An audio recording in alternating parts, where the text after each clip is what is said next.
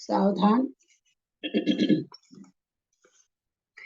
ओकारं बिंदु संयुक्तं नित्यं ध्यायन्ति योगिनः कांदं मोक्षदं चैव ओंकाराय नमो नमः। अविरल सद्घनोगा प्रक्षाली सकल भूतल कलंका मुनिभिरूपासि तीर्था सरस्वती हर्तुन दूरिता अज्ञानतिमिरान्धानां ज्ञानाञ्जन शलाकया चक्षुरुन्मीलितं येन तस्मै श्री गुरुवे नमः। श्री गुरुवे नमः। परंपराचार्य गुरुभ्यो नमः। सकल कलश विध्वसकम श्रेषां परिवर्धकम धर्म संबंधकम भविष्य मन प्रतिबोधकारकम पुण्य प्रकाशम पापनाशमिदं शास्त्रम श्री गोमटसार जीवकांड नामधेयम अस्य मूल ग्रंथ करता श्री सर्वज्ञ देवास्तोत्तर ग्रंथ करता श्री गंधर देवा प्रतिगंधर देवा तेषां वचोंसार्था मास्याते श्रीमत नेमि चंदाचार्य न विरचितम इदं शास्त्रम श्रोतार सावधानते शृण्वन्तु। मंगलम भगवान वीरो मंगलम गौतमो गनी मंगलम कुंद कुंदाद्यो जयंधर्मोस्तु मंगलम सर्वमंगल मांगल्यम सर्व कल्याण कारकम प्रधानम सर्वधर्माणां जैनम जयतु शासनम जैनम जयतु शासनम जैनम जयतु शासनम सरस्वती नमस्तुभ्यं वरदे कामरूपिणी विद्यारंभं करिष्यामि सिद्धिर्भवतु मे सदा। द्वादशांग जिनवानी माता की जय। परम मांगलिक ग्रंथ गोमटसार जी जीव कांड जी की जय। नेमी चंद्र आचार्य की जय। रत्नचंद्र मुक्तार जी की जय। अढ़ाई दीप पे विराजमान सभी आचार्य उपाध्याय सर्व साधु के चरणों में नमोस्तु नमोस्तु नमोस्तु। सभी आरिका माता जी के चरणों में वंदामी वंदामी वंदामी। सभी छुल्लक छुल्लिका एलक के चरणों में इच्छामी इच्छामी इच्छामी। सभी प्रतिमाधारी के चरणों में ग्रुप पे विराजमान प्रतिमाधारी के चरणों में वंदना वंदना वंदना। पूज्य बाबूजी नेमीचंद भाई साहब उमराव भाभी और भी जो भी पूज्य जन है सबका सादर चरण स्पर्श सभी से सादर जय जी नेत्र। हम लोग गोमटसार जी जीव कांड जी का स्वाध्याय कर रहे हैं। गोमटसार जीव कांड जी में नेमीचंदाचार्य ने 20 परोपना के द्वारा जीव के बारे में बताया है। गुणस्थान जीव समास पर्याप्ति प्राण संज्ञा गति इंद्रिय काय योग वेद कषाय ज्ञान संजम दर्शन लेशा भव्यत्व सम्यक संगी आहार और उपयोग। हमारा पूरा जीव कांड हो चुका है। अंतराधिकार वगैरह चल रहा है। अब आलाप अधिकार चल रहा है जिसमें हम लोग आलाप मतलब कथन करना बताना कहना। आज हमारा बहुत ही अच्छा है कि पूरा किसी विघ्न बाधा के हमारा जीव कांड पूरा होने जा रहा है। ये हम लोग का सबके दर्शाता है कि हम लोगों का पुण्य था, पुण्य बंधा था ऐसा, तब ये काम हो पाया है। वरना बड़े बड़े ग्रंथों को तो शुरू करने में भय ही लगा रहता है, कैसे होगा कब होगा नहीं होगा। ये बहुत अच्छी चीज है। आज अभी इसके होने के बाद में जो भी चाहते हैं नेमी चंद्राचार्य जी के प्रति, जीवकांड जी ग्रंथ जी के प्रति क्या भाव भासना हुई, आचार्य के द्वारा बताए हैं सिद्धांतों से उनको क्या लगा, कैसा लगा, मन के विचारों में क्या बदलाव आया, कैसा महसूस हुआ, अथवा आगे हम कैसा सोचते हैं, इसको पढ़ने के बाद हमें क्या करना चाहिए, कैसा सोचते हैं, आदि बिंदुओं को लेकर के जो भी चाहते हैं अपनी भावना व्यक्त कर सकते हैं। 11 बजे के बाद शास्त्र नहीं कर सकते हैं, ये भावना तो व्यक्त कर ही सकते हैं अगर 11 बज जाता है शास्त्र को खत्म करने में। तो ऐसा मेरा आज विचार बना है। अगर आप लोग को रुचे तो करेंगे, नहीं रुचे तो कोई जबरदस्ती नहीं है। सिद्धम शुद्धम पणमिया जिनिंद वर्णेमि चंदमकलंकम गुणरयन भूषण उदयम जीवस्य परुवणम वोचम। गाथा नंबर 730। सम्मतम सेढ़ी दो दिन अविरदादिसु सग सगले सामरिदे देव पज्जत गे वहवे विदेव सम्मतम सेढ़ी दो दिन अविरदादिसु सग सगले सामरिदे देव अपज्जत गे वहमे। कथा का उच्चारण करें।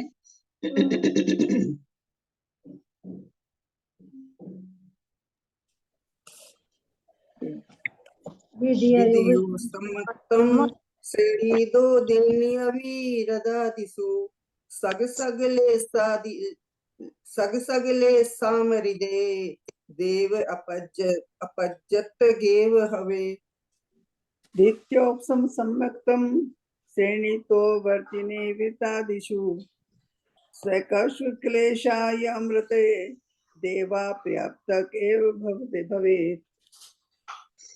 यहाँ पर इस गाथा में बताने जा रहे हैं कि भाई द्वितीय उपसम सम्यक्त तो किसी के भी अपर्याप्त अवस्था में नहीं पाया जाता है, परंतु देवगति में जाने वाले के पाया जाता है। वो कैसे पाया जाता है?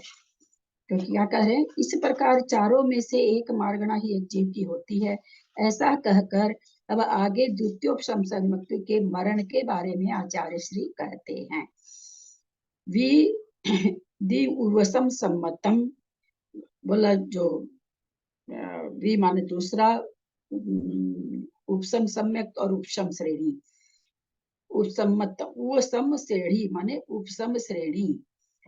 दो दिन माने दो तरह की उपसम श्रेणी द्वितीय उपसम पूर्वक भी चढ़ी जाती है और क्षायिक सम्यक दृष्टि भी चढ़ते हैं, दोनों ही चढ़ते हैं। तो कहते हैं उन दोनों के लिए कह रहे हैं, अविरदादिषु अविरत आदि गुण स्थानों में सग सग लेस्या मरिदे अपनी अपनी लेस्या से मरण करके देव अपज्जतक ए भवे अपर्याप्त अवस्था में देव के द्वितीयोपम पाया जाता है। उपसम श्रेणी से नीचे उतरने पर असंयत आदि गुण स्थानों को पाने वाले जीव में जो स्वलेस्या के अनुसार मरण करके देवगति में जाता है, उसी के देवगति में अपर्याप्त काल में द्वितीय उपशम सम्यक्त होता है। कितनी सुंदर बात कही। जैसे अपने लोग कह देते हैं 11वें गुण स्थान से उतरा कोई, और किसी भी गुण स्थान में मरण को प्राप्त हो सकता है। 11 से लेके 4 तक, अथवा द्वितीय उपशम से चढ़ा तो नीचे भी आ सकता है। लेकिन द्वितीय उपशम की जहां तक बात है तो चौथे गुण स्थान तक ही आ पाएगा। तो चौथे गुण स्थान तक कोई आया, अब कोई पीतलेस्या के साथ देवगति बांधा है, कोई शुक्ल लेस्या के साथ बांधा है, तो वो क्या कहना चाह रहे हैं कि जिसकी जैसी लेस्या होगी उस गुण स्थान में आके मरण करेगा। अब 7वें गुण स्थान से तो 3 शुभ लेस्या है ही नहीं। 5वें गुण स्थान में शायद 4 है क्या, 4 लेस्या है क्या, मुझे ध्यान नहीं आ रही है, 3 है कि 4 है। और चौथे गुण स्थान में 6 लेस्या है। तो मान ली नीचे के देव में जाकर के जन्म ले रहा है, तो चौथे गुण स्थान में जाकर के, लेकिन उसको द्वितीय उपशम पाया जाएगा। तो यहाँ पर कितना अच्छा मतलब विश्लेषण दे दिया आचार्य ने। भाई कहा किस दूसरे स्वर्ग में जाएगा, चौथे में जाएगा, छठे में जाएगा, 8वें में जाएगा, कि बार में शुक्ल लेस्या है 16वें स्वर्ग तक जा सकता है, ऊपर भी जा सकता है, क्योंकि श्रेणी में मरण कर रहा है। तो कहते कहा जाएगा, तो ये उसकी लेस्या पर निर्धारित है कि किस लेस्या के साथ वो मरण कर रहा है, उस स्वर्ग में उसका जन्म हो जाएगा। ऐसा यहाँ पर बहुत ही अच्छा वर्णन आया है। एकमात्र देवों में गमन का कारण यह है कि ऐसे जीव का अबद्धा आयुष्क का तो मरण उपशम श्रेणी में होता नहीं। जिसने आयु को नहीं बांधा है वो तो मरण करेगा नहीं, नीचे उतरेगा। जिस गुण स्थान में आयु का बंध होता वहां तक नियम से आएगा, आयु का बंध करेगा, तो वो तो फिर बात दूसरी हो जाएगी वहां पर। तो कहते अबद्धा आयुष्क, जिसने आयु का बंध नहीं किया है, मरण करके मरण उपशम श्रेणी में होता नहीं, उसका तो होगा ही नहीं। इसकी आयु बंध गई है, 7वें से ऊपर उसी का मरण होगा। 7वें में आने के बाद तो आयु का बंद कर सकता है। तो कहते हैं कि श्रेणी में बात, श्रेणी कहाँ से, 8 से है। तो कहते हैं उपशम श्रेणी कहाँ से कहलाती है, 8, 9, 10, 11, 12। तो 4 उपशम श्रेणी में जो 4 गुण स्थान में जो मरण होता है, किसका होगा, जिसने आयु का बंद पहले से कर लिया है। आचार्य हमें पहले नियम दे चुके हैं कि श्रेणी सकल श्रेणी तो बहुत ऊंची चीज हो गई। सकल संयम भी वही धारण कर सकता है जिसने या तो किसी भी आयु का बंध नहीं किया है, अथवा किया है तो देव आयु का बंध किया है।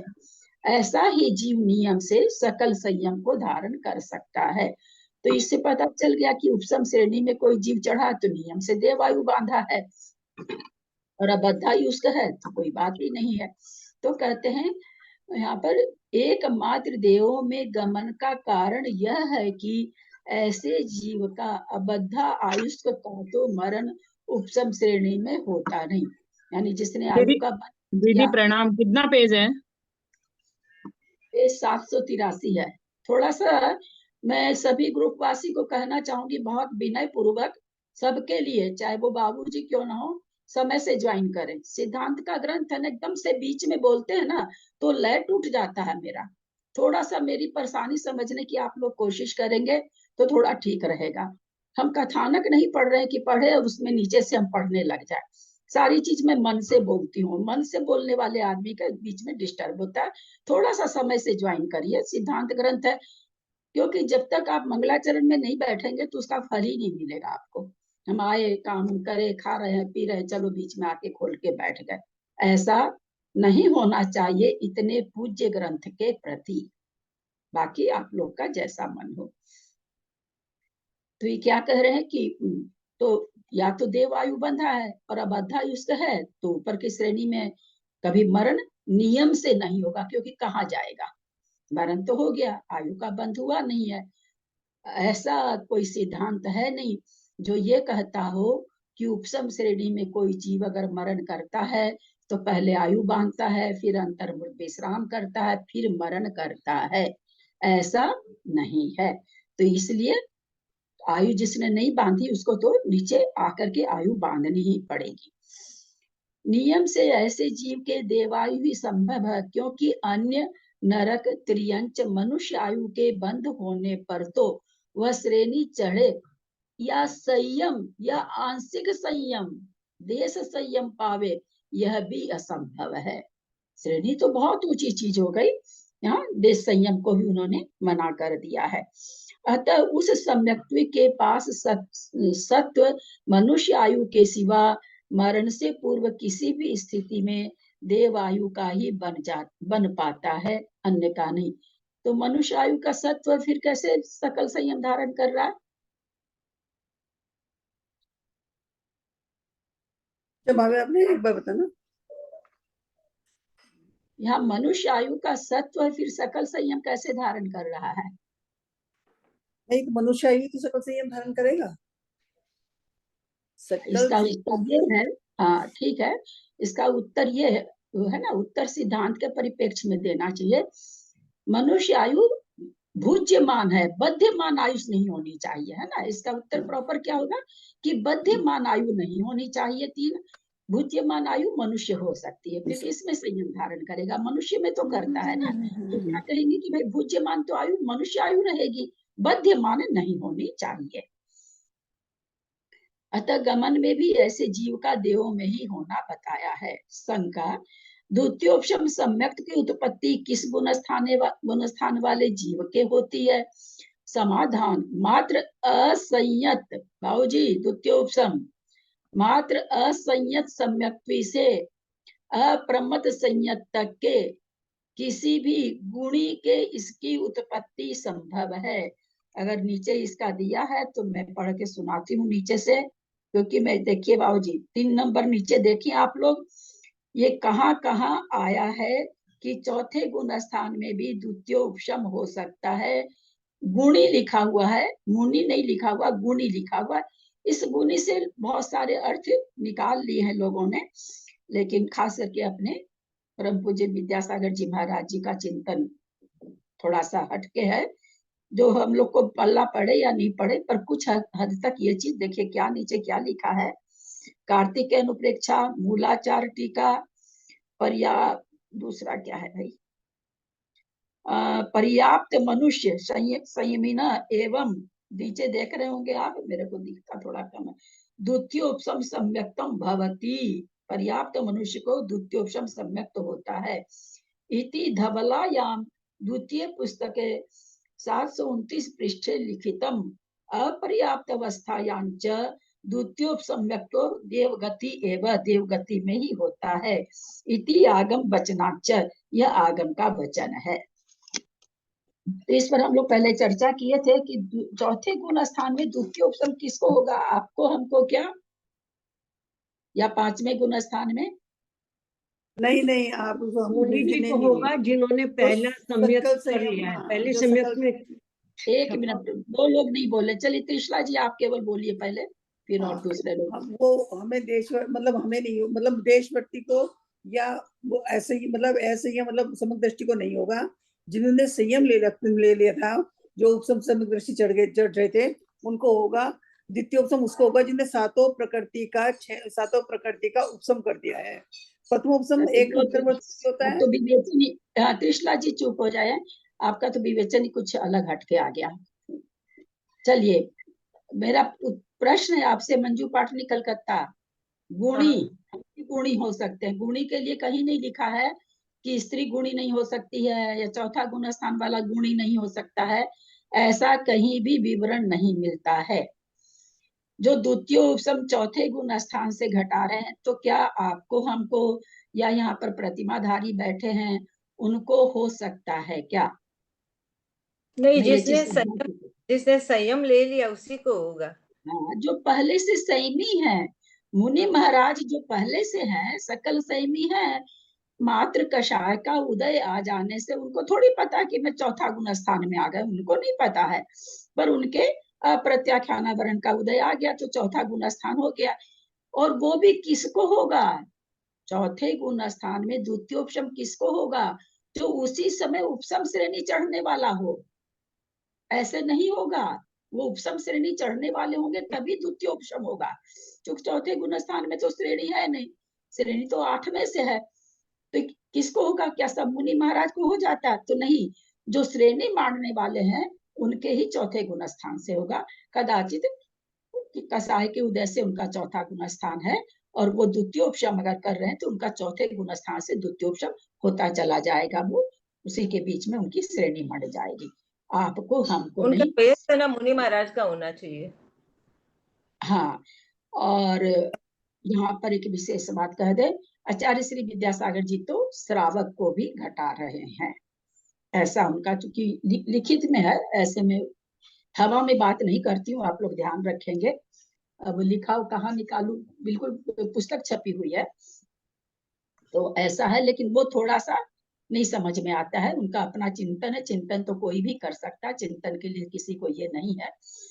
तो यहाँ पर ये क्या कह रहे हैं? मात्र असंयत सम्यक्त्व के, अपरमत संयत तक के किसी भी गुणी के इसकी उत्पत्ति संभव है। द्वितीय उपसम सम्यक्त किसे कहते हैं?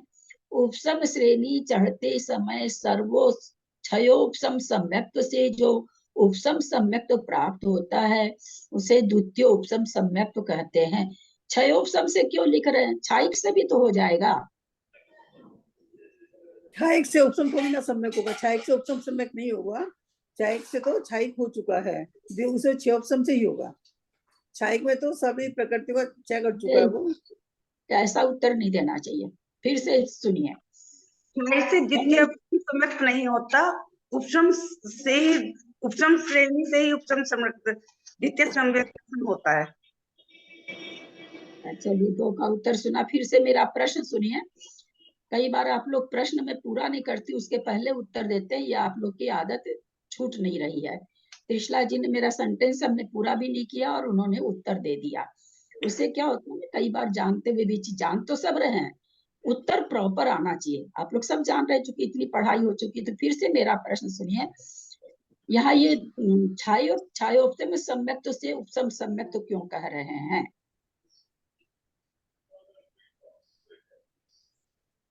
क्योंकि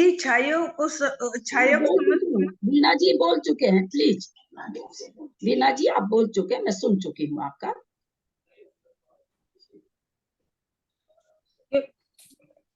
क्योंकि क्षयोपसम सम्यक दृष्टि के ही होएगा उपसम सम्यक। यहाँ पर उपसम श्रेणी की बात नहीं है। उपसम श्रेणी कौन चढ़ेगा? क्षायिक भी चढ़ सकता है ना, द्वितीय उपसम वाला। यहाँ पर उपसम सम्यक्त की बात है, उपसम श्रेणी की बात नहीं है ना। क्या क्या अंतर है? उपसम श्रेणी वाला में तो क्या है कि क्षायिक भी चढ़ जाए, क्षायिक चढ़ जाएगा और द्वितीय उपसम करके चढ़ जाएगा, तो वहां पर तो वैसे। यहाँ पर क्या है? उपसम सम्यक्त की बात है, तो क्षायिक से तो प्राप्त करने की जरूरत ही नहीं है। त्रिशला जी ने पहले ही कहा कि 7 प्रकृति को तो क्षय कर चुका, तो उपशम क्या करेगा, तो क्षय उपशम से ही उपशम करेगा। हम यहाँ पर ये पकड़ाना चाह रहे थे आप लोग को कि उपशम सम्यक्त और उपशम श्रेणी में अंतर कर सकें। ये अंतर करना बहुत जरूरी है। ये प्राय जल्दी से दिमाग में नहीं बैठती है कि उपशम सम्यक्त और उपशम श्रेणी में क्या अंतर है। उपशम श्रेणी तो क्षायिक सम्यक्त भी कर देगा और द्वितीय उपशम वाला भी कर सकता है ना। लेकिन उपशम सम्यक्त तो कौन करेगा, जो क्षाय उपशमिक होगा। समझ में आ रही है बात? आगे चलते हैं। शंका सारतः द्वितीय उपशम सम्यक्त तो कहाँ कहाँ संभव है, अभी सार से बता दीजिए आप कहाँ कहाँ है। तो कहते हैं पर्याप्त मनुष्य गति में, निवृत्ति अपर्याप्त देव गति, इन दो में कहाँ कहाँ द्वितीय संभव है, तो बोला पर्याप्त मनुष्य गति में। और किसी पर्याप्त में नहीं होगा क्या? मनुष्य गति पर्याप्त में होगा क्या? क्यों क्यों होगा? मनुष्य गति पर्याप्त में ही क्यों होगा, बाकी तीन गति में क्यों नहीं होगा? क्योंकि बाकी गति में चार गुण स्थान से ऊपर तो चौथे गुण स्थान से इन्होंने कहा तो उपशम सम्यक तो है। हाँ हाँ, क्योंकि वो संयमी को ही होएगा ना दीदी, जिन्होंने बाहर से संयम ले लिया है। हाँ, संयम हाँ। वास्तव में ले लिया। श्रेणी चढ़ने के जो सम्मुख होता है उसके होता है। उत्तर इसका क्या सही रहेगा? श्रेणी और किसी गति में है ही नहीं, है ना। मनुष्य गति में ही श्रेणी है। तो द्वितीय उपशम चौथे गुण स्थान में अगर हो भी रहा तो किसके हो रहा है, जो श्रेणी चढ़ने के सम्मुख हो रखे हैं उसके लिए हो रहा है। तो इसलिए पर्याप्त अवस्था में तो केवल मनुष्य को होगा, और मरण की अपेक्षा देवगति के अपर्याप्त अवस्था में भी होगा। मेरा एक क्वेश्चन है दीदी, हाँ, इसमें गुणी गुणी किसको लेना, जैसे श्रेणी चढ़ने वाले मुनि महाराज है उन्हीं को लेना क्या गुणी? नहीं, अभी आप लोगों को बताए ना कि गुणी शब्द से, ये चूंकि धवला जी में ये शब्द आया है, तो आचार्य श्री विद्यासागर जी का कहना, गुणी का कहना है कि श्रावक भी हैं उसमें, उनका ये कहना है। परंतु बैठेगा नहीं, क्योंकि वास्तव में जो द्वितीय उपशम श्रेणी चढ़ने वाला होगा उसी को द्वितीय उपशम सम्यक होता है चौथे गुण स्थान में। अब भाई या तो उनके पास कोई तो है ही नहीं, उनके समक्ष जाकर के हम लोग पूछें तो समझ में आता है कि उनका चिंतन कैसे किस प्रकार है। बाकी तो उनका कहा हुआ छपा हुआ है, वो पढ़ा हुआ आपको बता रहे हैं। वो वहां पर गुणी का अर्थ, इसीलिए वो गुणी का अर्थ क्या निकाल रहे हैं, श्रावक भी, ऐसा वो निकालते हैं। पर वो टेक्निकल वहां पर ठीक नहीं बैठ रहा है। तो इसलिए अगर वो ऐसा भी हो सकता है कि चौथे गुण स्थान को प्राप्त मुनि श्रावक जैसा ही है, या कहिए श्रावक ही है, भाव से तो वो श्रावक ही है ना, तो इसलिए हो सकता है उन्होंने ऐसा कहा हो। ऐसा भी हो सकता है, सामने में जाके पूछते करते तो कोई शंका बढ़िया से निवारण होती। बाकी तो जो उन्होंने गुणी का मतलब यहाँ पर चौथा पांचवा गुण स्थान हो जाता है, कोई गुण स्थान। और गुणी मिथ्या दृष्टि को तो गुणी कह नहीं सकते हैं। गुणी जब भी कोई कहलाएगा सम्यक गुण होने से ही गुणी कहलाएगा। चौथे गुण स्थान में है, सम्यक गुण है उसके पास में, इसलिए वो गुणी कहला रहा है। तो ऐसा ये चीज हम आप लोगों को बता दिए हैं जो मेरे जानने में आई हुई थी। बेनाला जी से चर्चा हुई थी मेरी, इसके बाबत काफी चर्चा हुई थी। दीदी जो क्षायिक सम्यक की है उसको तो द्वितीय उपशम करने की जरूरत ही नहीं पड़ेगी ना, वो तो सीधे चढ़ जाएगी। हाँ, वो उपशम श्रेणी चढ़ेगा, अगर हाँ, कोई चढ़ेगा सी श्रेणी चढ़ो वो सीधे चढ़ेगा, उसको द्वितीय उपशम करने की जरूरत। चढ़ेगा ही। लेकिन क्षायिक सम्यक दृष्टि में तो इसीलिए ना द्वितीय उपशम में उपशम श्रेणी में अंतर है। उपशम श्रेणी तो दोनों सम्यक वाला चढ़ लेता है, लेकिन द्वितीय हाँ उपशम कौन करता है, जो क्षाय उपशम वो करता है। हाँ, दीदी देवगति अपर्याप्त में भी चौथा गुण स्थान होता है? हाँ, देवगति में, अपर्याप्त में, देवगति अपर्याप्त में भी चौथा गुण, चौथा गुण स्थान तो मनुष्य गति में भी है। देव मर करके मनुष्य में आ रहा है। मनुष्य गति में तो पहले सुन लीजिए पूरा, फिर आप दोहराइएगा क्या पूछना चाह रहे हैं। आपकी शंका है कि देवगति में अपर्याप्त अवस्था में चौथा गुण स्थान। देवगति तो बहुत अच्छी गति मानी जाती, चारों गति में ऊंची गति मानी जाती है संसार की दृष्टि से। कोई देव मनुष्य में आ रहा है, कोई नारकी मनुष्य में आ रहा है, वो भी चौथे गुण स्थान से आ सकता है। आप क्या अब आप बोलिए क्या पूछना चाह रहे हैं। दीदी मैं तो ये पूछ रही थी, मनुष्य गति में तो ठीक है, पर्याप्त मनुष्य गति चौथे गुण स्थान में, निर्वर्त जो अपर्याप्तक देवगति है, तो अपर्याप्तक में भी चौथा गुण स्थान होता है, मैं तो ये अपर्याप्त में तो बता रहे हैं आपको हम, अपर्याप्त अवस्था में ये तो श्रेणी में मरण करा रहे हैं। चौथे गुण स्थान में कोई मरण कर रहा है अगर और जा रहा है देवगति में जा रहा है तो उसका सम्यक तो नहीं छूटेगा, लेकिन और किसी गति में जा रहा है मनुष्य तो उसका सम्यक तो छूट जाएगा। देव से मनुष्य में आ रहा है, सम्यक के साथ आ सकता है। सम्यक के साथ आना किसको कहते हैं? अपर्याप्त अवस्था में सम्यक का बने रहना। तो देव से मनुष्य में आ रहा है तो भी चौथे गुण स्थान में आ सकता है, और नरक से मनुष्य में आ रहा है तो भी चौथे गुण स्थान में आ सकता है ना। देवगति तो बहुत ऊंची गति हो गई है ना, चौथे गुण स्थान में आ सकता है। अपर्याप्त अवस्था में चौथा गुण स्थान तो पाया ही जाता है, बाकी गुण स्थान ऊपर के नहीं पाए जाते। 5, 6, 7, 8, 9, 10, 11 ये नहीं पाए जाते, चौथा गुण स्थान पाया जाता है। दीदी सातवें नरक से नहीं आ सकता ना देव, तब छूट जाएगा, लेकिन छठे तक का आ सकता है, ऐसा भी है ना? क्या चीज? देव अगर मरण करके चतुर्थ गुण स्थान में मनुष्य में जन्म ले रहा है तो वो सिर्फ छठे नरक तक का जीव ही ऐसा कर सकता है। सातवें नरक वाले का तो छूटेगा ही छूटेगा, कंपलसरी है ना।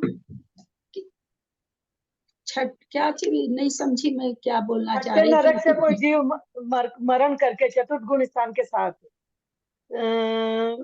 मनुष्य गति में जन्म ले रहा है, तो वो तो क्या पता चौथे गुण स्थान के सम्यक के साथ वो जन्म ले लेगा, लेकिन सातवें नरक वाला जीव तो उसका तो छूटेगा ही छूटेगा ना, ऐसा है ना नियम? हाँ, सातवें नरक में तो मरण के पहले सम्यक छूटता ही छूटता है।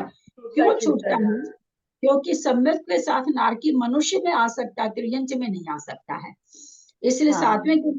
सातवें नरक से निकला हुआ नारकी नियम से त्रियंच बनता है, इसलिए वो सम्यक छोड़ के ही मरेगा। द्वितीयोपम सम्यक इन द्वितीयोपम सम्यक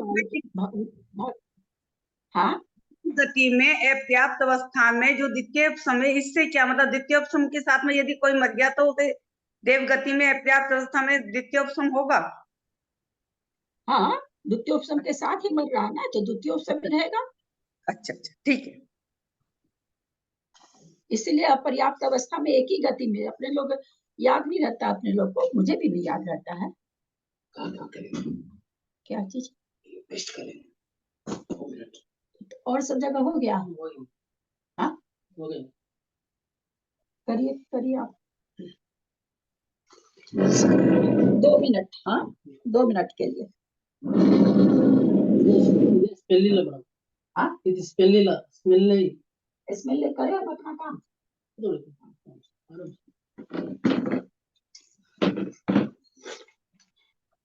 आगे शंका बहुत अच्छी आ रही है, सब ध्यान देंगे। शंका द्वितीय उपसम सम्यक्त्वी, इस द्वितीय उपसम सम्यक काल के भीतर 6 आवली के शेष रहने पर सासादन को भी प्राप्त हो सकता है क्या? क्या प्रश्न क्या कर रहे हैं ये भाई? ये कह रहे हैं कि द्वितीय उपसम वाला है तो गिरेगा ही गिरेगा नीचे, तो नीचे गिर के क्या ऐसा भी हो सकता है क्या कि 6 आवली के शेष रहने पर सासादन को प्राप्त हो जाए? ऐसा हो सकता है क्या? समाधान हाँ, पर यह उपदेश कषाय प्रावृत्त चूर्णी सूत्र यति वृषभाचार्य कृत के अनुसार है। भूतबली और पुष्पदंत जी नहीं मानते हैं कि दूसरा गुण स्थान उपसम श्रेणी से गिरने वाले के दूसरा गुण स्थान प्राप्त होता हो, शायद ऐसा नहीं मानते। आगे आ जाएगा, दिखा रहे हैं। किंतु भगवंत भूतबली के उपदेशानुसार उपसम श्रेणी से उतरा हुआ सासादन गुण स्थान को प्राप्त नहीं करता।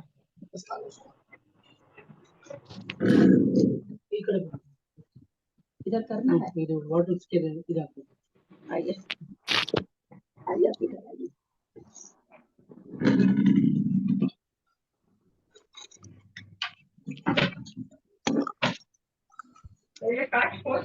त्याच्यात नाही तर कपडा टाकलं तर धुवायला टाक पोचर मग पेट्याला बसते कपाट करते तरी पोचर तुला दिसत नाही। म्यूट करें। हाँ, पर यह उपदेश कसाय प्रावृत्त चूर्णी सूत्र यति वृषभाचार्य कृत के अनुसार है, किंतु भगवान भूतबली के उपदेशानुसार उपशम श्रेणी से उतरा हुआ सासादन गुण स्थान को प्राप्त नहीं करता। प्रज्ञा अभाव में उभय मत यावत केवली सन्निधि संग्रहणीय है। कहते हैं प्रज्ञा का भी अभाव है, इतनी प्रज्ञा का कि कोई एक मत को स्वीकार करे, इसलिए हमें दोनों मत ही स्वीकार है।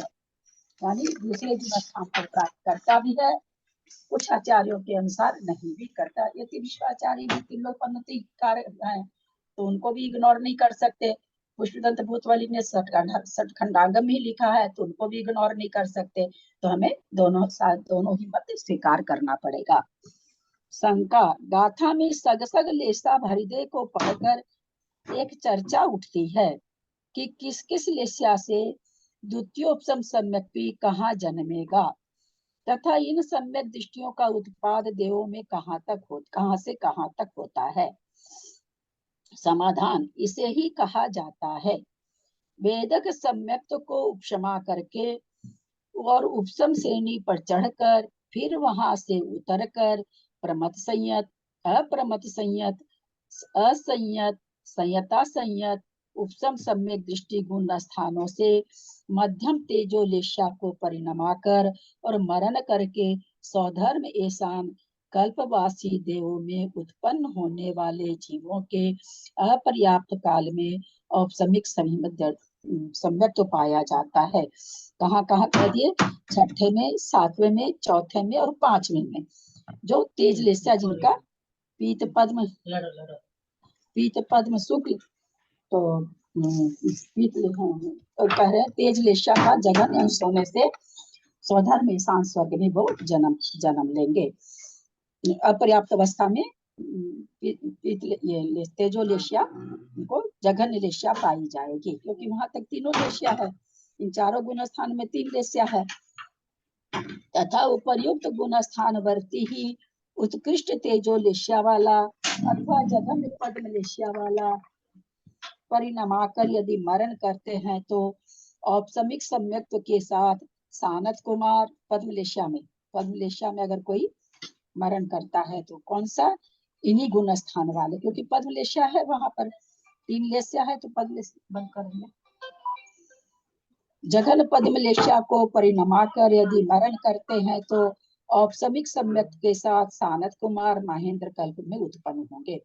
चारों गुण स्थान में पीतलेस्या, जघन पीतलेस्या तो 2 नीचे वाले, और अगर जघन पद्मलेशा आ गई तो तीसरे और चौथे स्वर्ग में उत्पन्न होते हैं। तथा वे ही उपशम सम्यक दृष्टि जीव मध्यम पद्मलेशा को परिणमा कर यदि मरण करते हैं तो ब्रह्म आदि 6 कल्पों में उत्पन्न होते हैं। तथा वे ही उपशम सम्यक दृष्टि जीव उत्कृष्ट पद्मलेशा को अथवा जघन शुक्लेशा को परिणमा कर यदि मरण करते हैं तो औपसमिक सम्यक के साथ 11वें 12वें स्वर्गोदेव में उत्पन्न होते हैं।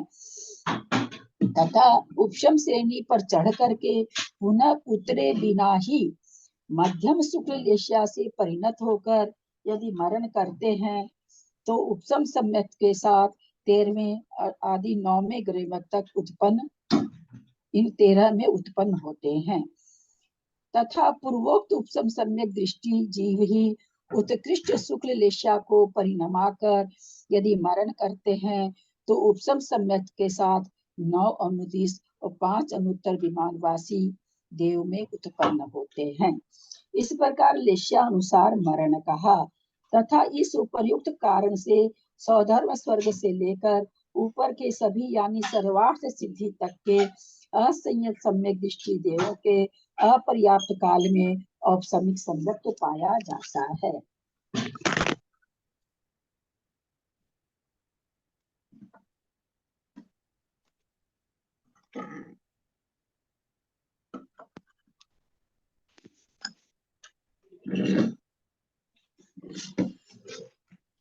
तो ये लेशा के अनुसार मरण बताए। आयु भी वहां की होनी चाहिए, है ना, क्योंकि उत्कृष्ट आयु का बंध उत्कृष्ट देव की आयु का बंध कहाँ पर होता है? 33 सागर की सर्वार्थ सिद्धि की आयु का बंध के क्या क्या नियम है? हमें देते ना लाइट। मनुष्य गति का होना, अरे मनुष्य गति तो बहुत साधा, हमेशा ना नियम वैसा बोलना चाहिए जो मनुष्य गति का तो होगा ही होगा। नारकी बांधेगा नहीं, त्रियंच जाएगा नहीं सर्वार्थ सिद्धि, तो वो तो पहले ही अपने आप ही खत्म है। त्रियंच संयमी होगा, उत्कृष्ट शुक्ल लेशा का होना, संयमी होना। उसके तो संयम शुक्ल रेशा वाला होना चाहिए, संयम जो नीचे गिर रहा है। सम्यक दृष्टि होना। जो 33 सागर की आयु का बंध, जो एकदम उसी के लिए प्रॉपर चाहिए वो बोलिए। ये सब तो आप लोग साधारण बात बोल दिए ना, ये तो सबको ही चाहिए। अंते छठा गुणस्थान से सातवां गुणस्थान में चढ़ते समय उत्कृष्ट आयु बांधते हैं क्या? तो आयु का बंध कहाँ तक है? 7वें गुण स्थान तक है ना? एक मिनट सुनो, छठे से 7 आयु का बंध छठे से 7वें में जा रहा है, तब उस समय क्या है, उसको परिणाम की विशुद्धि है, तब वो उत्कृष्ट आयु का बंध कर सकता है। नंबर 1। और क्या चाहिए? तब सबको हो जानी चाहिए। अभी बहुत अच्छे अच्छे महाराज लोग हैं, हमारे मुनि महाराज लोग, एक से एक चर्या करने वाले हैं, सब कुछ है। क्या उनको सर्वार्थ सिद्धि की आयु का बंध हो जाएगा? नहीं, क्यों नहीं होगा? फिर काल का प्रभावित होता है ना, काल का।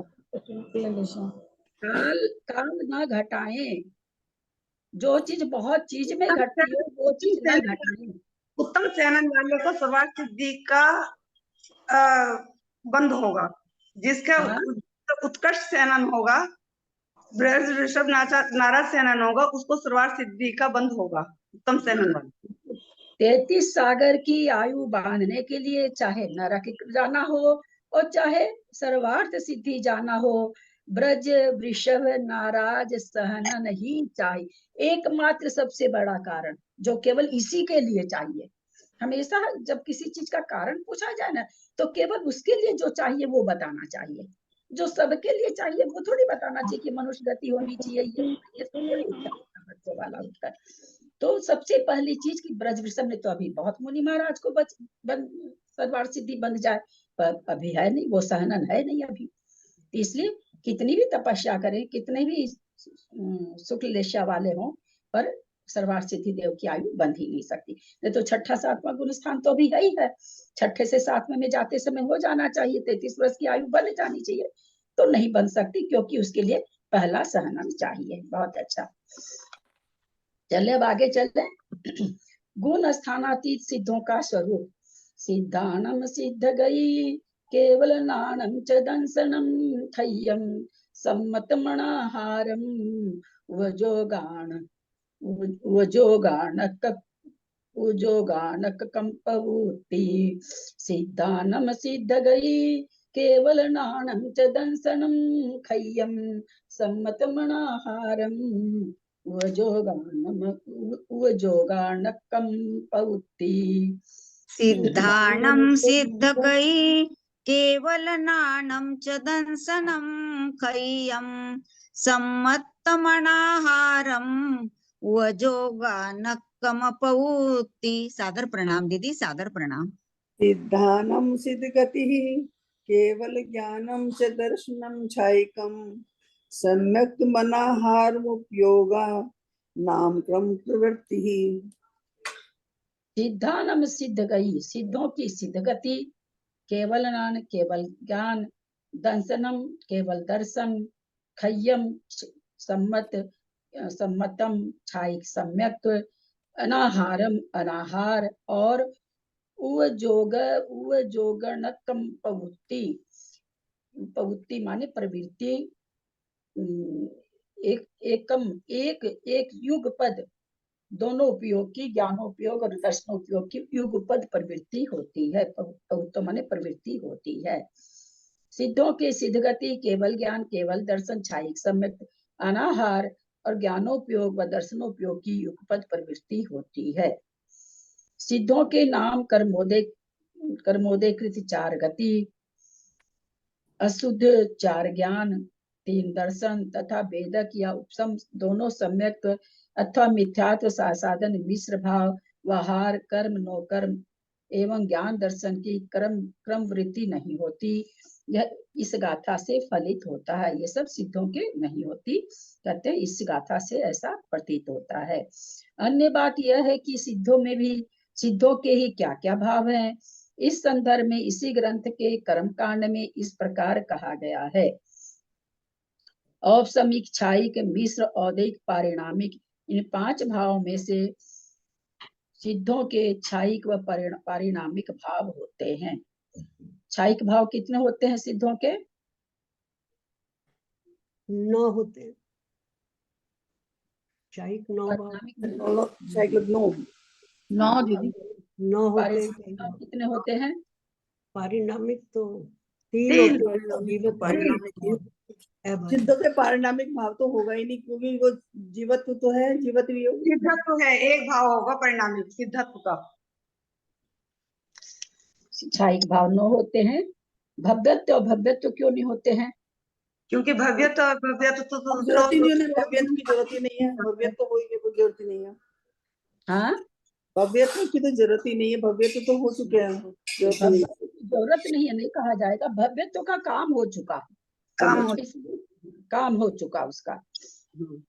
तथा इन्हीं दो के उत्तर भेदों की अपेक्षा सिद्धों के सम्यक ज्ञान, दर्शन व फिर ये 4 क्षायिक एवं जीवत्व, एक पारिणामिक भाव, ये कुल 5 भाव होते हैं। साथ ही सिद्धों के क्षायिक दान गुण भी होते हैं। क्षायिक वीर्य की तरह यहाँ विशेषतया ज्ञातव्य है। इस प्रकार सिद्धों के उपर्युक्त सिद्ध गति, केवल ज्ञान आदि के साथ क्षायिक वीर्य, क्षायिक दान, क्षायिक चारित्र आदि गुणों का अस्तित्व ही भी ज्ञातव्य है। यद्यपि यहाँ पर कथन तो इस बात का है कि विसंति परिरूपणाओं में से सिद्धों के कौन कौन सी परिरूपणा है। इसी संदर्भ में कहा जाता है कि सिद्धों में 20 परिरूपणाओं में से गाथोक्त, सिद्ध गति, केवल ज्ञान, केवल दर्शन, सम्यक्त आदि 60 परिरूपणा तो है, तथा आगामी गाथा में बताएंगे कि शेष 20-6 14 चतुर्दश परिरूपणा आदि परिरूपणा रहित यथा गुण स्थानातीत आदि हैं। परंतु केवल ज्ञान, केवल दर्शन व सम्यक ये सिद्धों के क्षायिक गुण भी हैं। अतः अन्य भी सिद्धों के क्षायिक गुणों के अस्तित्व के संकेतार्थ उपर्युक्त भाव विषय कथन कर दिया गया है। शंका, कषाय मार्गना व वेद मार्गना के अभाव होने पर उन्हें अकषाय गुणमय आदि कहा जा सकता है या नहीं? अकषाई के गुणमय, उनको कम उनको ये गुण भी कहना चाहिए कि अकषाई हैं। तो समाधान दे रहे हैं, क्यों नहीं? कषाय वेद आदि के अभाव होने से सिद्धों में अकषायत्व, अवेदत्व आदि गुण भी होते हैं। ऐसा कहना शास्त्र से अविरुद्ध है, मतलब कह सकते हैं शास्त्र से विरुद्ध नहीं है। अगर हम कहें कि क्षायिक सिद्धों के अकषायिक भाव हैं, अवेदत्व भाव हैं, ये गुण हैं, तो कहते हैं कि ये गलत नहीं है, कह सकते हैं। शंका, तो फिर मार्गणा के अभावों की अपेक्षा तो सिद्धों में निर्योगत्व, निरिंद्रियत्व आदि गुण भी कहे जा सकते, फिर तो योग रहित भी हैं, इंद्रिया रहित भी हैं, ये भी कहना चाहिए। समाधान, क्यों नहीं? सिद्धों के निर्गतित्व, निरिंद्रियत्व, निष्कषायत्व, निर्योगत्व, निर्वेदत्व आदि गुण भी कहे जा सकते हैं। सिद्धों में शंका, सिद्धों में आपने चारित्र कहा, सो सिद्धों के चारित्र गुण कैसे संभव है? कर्म कांड गाथा 816, 821 बहुत दिन के बाद पढ़ने को मिलेगी, में तो चारित्र गुण सिद्धों में गिनाया नहीं। समाधान, सिद्धों में भी अकषाय रूप चारित्र गुण हैं। उनके चारित्र गुण की निर्मल पर्याय है। पूर्व में भी ऐसा कहा जा चुका है। वहां कर्म कांड में सामान्य से कथन है, कहीं चारित्र गुण या क्षायिक चारित्र का सिद्धों के वहीं पर निषेध थोड़े ही किया गया है। मतलब ऐसे सामान्य से कथन कहा गया कि उनको नहीं होता है, चारित्र गुण नहीं है उनके, लेकिन जब चारित्र गुण की बात की जाती है कि है कि नहीं, जैसे क्रोध आदि का क्षय करना जीव का कैसा गुण है? तो वैभाविक परिणति है, वैभाविक गुण है। तो सिद्धों में ये गुण है कि नहीं? ये गुण है सिद्धों में। उनको बाहरी इस तरह के निमित्त नहीं मिल रहे, क्योंकि बाहर के निमित्त से होता है, उनका इस तरह से परिणति नहीं होती है। आज शुद्ध परमाणु भी शुद्ध होता है, पर परमाणु शुद्ध होकर के पुनः स्कंद बन जाता है। परंतु जब जीव शुद्ध बन जाता है तो वापस से वो कर्मलेप से लेपन नहीं होता उसको। लेकिन अगर हो जाए लेपन तो उसमें है ये शक्ति विद्यमान है उसे, क्योंकि कर्म बंध की जो शक्ति है ये जीव की अपनी योग शक्ति है। बाहर की वस्तु योग शक्ति उत्पन्न नहीं करती जीव में। जीव में योग शक्ति है, अपने आप में विद्यमान है उसकी योग शक्ति। किसी वस्तु के कारण योग शक्ति नहीं है, जीव में योग शक्ति है। सिद्ध किन किन से रहित हैं, गुण जीव ठान रहिया, सन्ना पज्जति पान परिहीना, शेष शेष शेष नव मग्ग गुणा, सिद्धा सिद्धा सदा हुंती। गुण जीव ठान रहिया, सन्ना पज्जति पान परिहीना, शेष नव मग्ग गुणा, सिद्धा सिद्धा सदा हुंती। मैं पढ़ती हूँ। गुण जीव ठाना रैया, सन्ना पज्जति पान परिहीणा, शेष नव मग पूर्णा, सिद्धा सुधा सदा होती। गुण जीवी स्थान रहिता, संज्ञा प्राप्ति प्राण परिहीना, शेष नव मार्गणौना, सिद्धा शुद्धा सदा भवन्ति। शेष शेष गुण जीव ठान रहिया, गुण स्थान जीव समास ठान जीव समास स्थान से रहित, सन्ना संज्ञा पज्जति पर्याप्ति प्राण प्राण परिहीना माने रहित होते हैं। शेष नव मग्ग गुणा, शेष जो नौ मार्गना है उनसे रहित सिद्ध होते हैं, शुद्ध होते हैं और सदा हमेशा शुद्ध होते हैं। हमेशा शुद्ध होते कहने का मतलब कि अब वे वापस जैसे पुद्गल परमाणु वापस स्कंद को प्राप्त हो जाता है, ऐसा सिद्धों के साथ नहीं होता है कि वापस से कर्म का लेप हो जाए। दोनों ही, पुद्गल भी शुद्ध होता है, जीव भी शुद्ध होता है, परंतु दोनों में अंतर क्या है? पुद्गल परमाणु फिर से अशुद्ध हो सकता है और होता है, लेकिन जो जीव एक बार शुद्ध हो गया वो पुनः अशुद्ध नहीं होता है। दोनों के शुद्ध होने में ये अंतर है। पूर्व गाथा में कथित सिद्ध गति, केवल ज्ञान, केवल दर्शन, क्षायिक संबित, अनाहार, इन 5 को छोड़कर शेष 9 मार्गणाएं नहीं पाई जाती। ये सदा सिद्ध शुद्ध तथा शुद्ध ही रहते हैं, क्योंकि उनका पुनः अशुद्ध अवस्था में लेप असंभव है। विशेषार्थ स्पष्टीकरणार्थ सिद्धों में 20 परूपणा में से गुण स्थान आदि परूपणा इस प्रकार कही जा सकती है, यथा सिद्धों के अतीत गुण स्थान, अतीत जीव समास, अतीत पर्याप्ति, अतीत प्राण, क्षीण संज्ञा, सिद्ध गति अथवा अगतित्व 4 गति के अभाव की अपेक्षा, अतीत जाति, अकाय, अयोग, अपगत वेद, अकषाय, केवल ज्ञान, संयम, असंयम, संयमा संयम, इन विकल्पों से मुक्त, केवल दर्शन, द्रव्य भावत अलेश्य, भव्य विकल्प रहित, क्षायिक सम्यक, संगी असंगिक, विकल्प अतीत, अनाहारक, साकार अनाकार दोनों उपयोग से युगपत उपर्युक्त इस प्रकार परूपणा है। सारा चीज का उन्होंने अलग से बता दिया। भेदों के ज्ञान का उपाय व फल, निखैवे यत्ते नयपमाने निरुत्यणि योगे, मग्गै भी संधेयम सो जाने अप सब भावम। निखैवे यत्ते नयपमाने निरुत्यणि योगे, मग्गै भी समधेयम सो जाने अप सब भावम। निखेवे यत्ते नयपमाने निरुत्ति अनियोगे, मगई विसम भेयम सो जानाई अप सब भावम। 1 मिनट जेडी साहब, भाई साहब भी पढ़ रहे हैं, एक बार आप भी पढ़ लीजिए जेडी से। निक्षेपे एयत्थे नयप्पमाने निरुत्त्यनुयोगे मग्गैः संभेयं सोजानै अपसद्भावम्। निक्षेपे एकार्थेन प्रमाणे नियुक्त्यनुयोग्योः मार्गयति विषम भेदम स जानाति आत्म सद्भावम।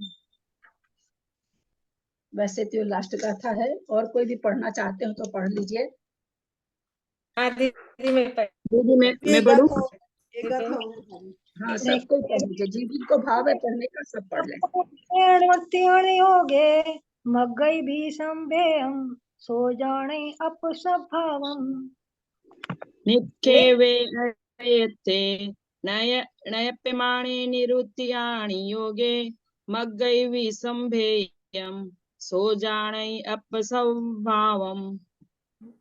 निक्षेपे एयत्थे नयप्पमाणे निरुत्ति अणियोगे मग्गैः संभेयं सो जानै अपसद्भावम्। बाबूजी पढ़ेंगे? बाबूजी लास्ट गाथा ऐसे तो बाद में तो थोड़ा सा वो वैसे है, एक गाथा है तो सही। योगे मग्गैः संभेयं सो जानै अपसद्भावम्। निक्षेपे एयत्थे प्रणमाने निरुत्ति अनियोगे मग्गैः संभेयं सो जानै अपसद्भावम्।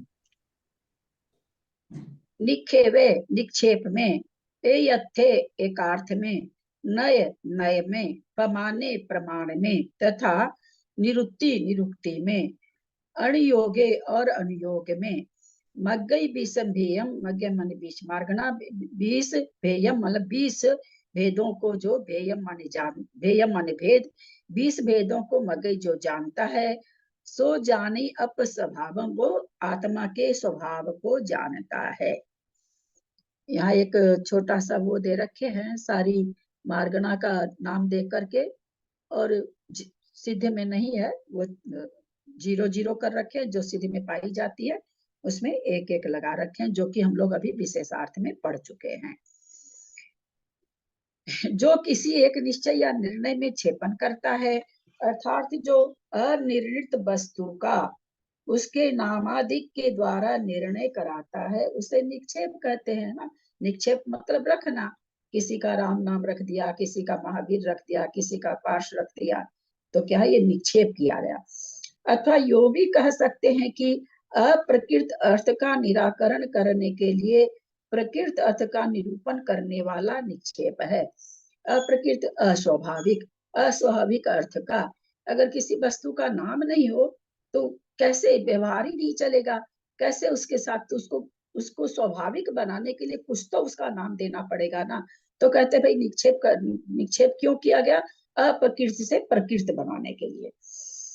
संशय विपर्य अन्य अध्यवसाय रूप विकल्प से हटाकर, संशय नहीं हो, विपर्य नहीं हो, अन्य अध्यवसाय नहीं हो, जो निश्चय में स्थापित करता है, उसे कितनी सुंदर निक्षेप की परिभाषा आई है भाई, यहाँ पर तो गजब आई है, कितनी 4 तरह से आई है। निक्षेप कहते हैं। अथवा बाह्य पदार्थ के संबंध से जितने विकल्प होते हैं उनका जो कथन करता है उसे निक्षेप कहते हैं। तथा वह नाम स्थापना द्रव्य व भाव के भेद से 4 प्रकार का होता है, हम लोग बहुत अच्छी तरह जानते हैं। प्राणभूत असाधारण लक्षण एकार्थ कहा जाता है, यथा जीव का लक्षण चेतना, जो असाधारण लक्षण है उसको एकार्थ मतलब एक के ही अर्थ में कहने वाली है ना। जैसे हम मान लीजिए अगर कह देते हैं कि पुद्गल अजीब है, तो ये एकार्थ है क्या, पुद्गल अजीब है, ये एकार्थ है क्या? नहीं है। नहीं है, क्योंकि आकाश है, काल है, सब तो अचेतन ही है ना, सब तो अचेतन ही है, तो इसलिए एकार्थ। लेकिन जीव चेतन है, ये एकार्थवाची है। तो कहते हैं ये एक लक्षण जिसमें एक में ही जो लक्षण पाया जाए वह एकार्थ है। एक ही है अर्थ जिनका वे शब्द एकार्थ कहे जाते हैं। यथा प्राणी व जीव दोनों शब्द आत्मा नामक अर्थ के ही वाचक हैं।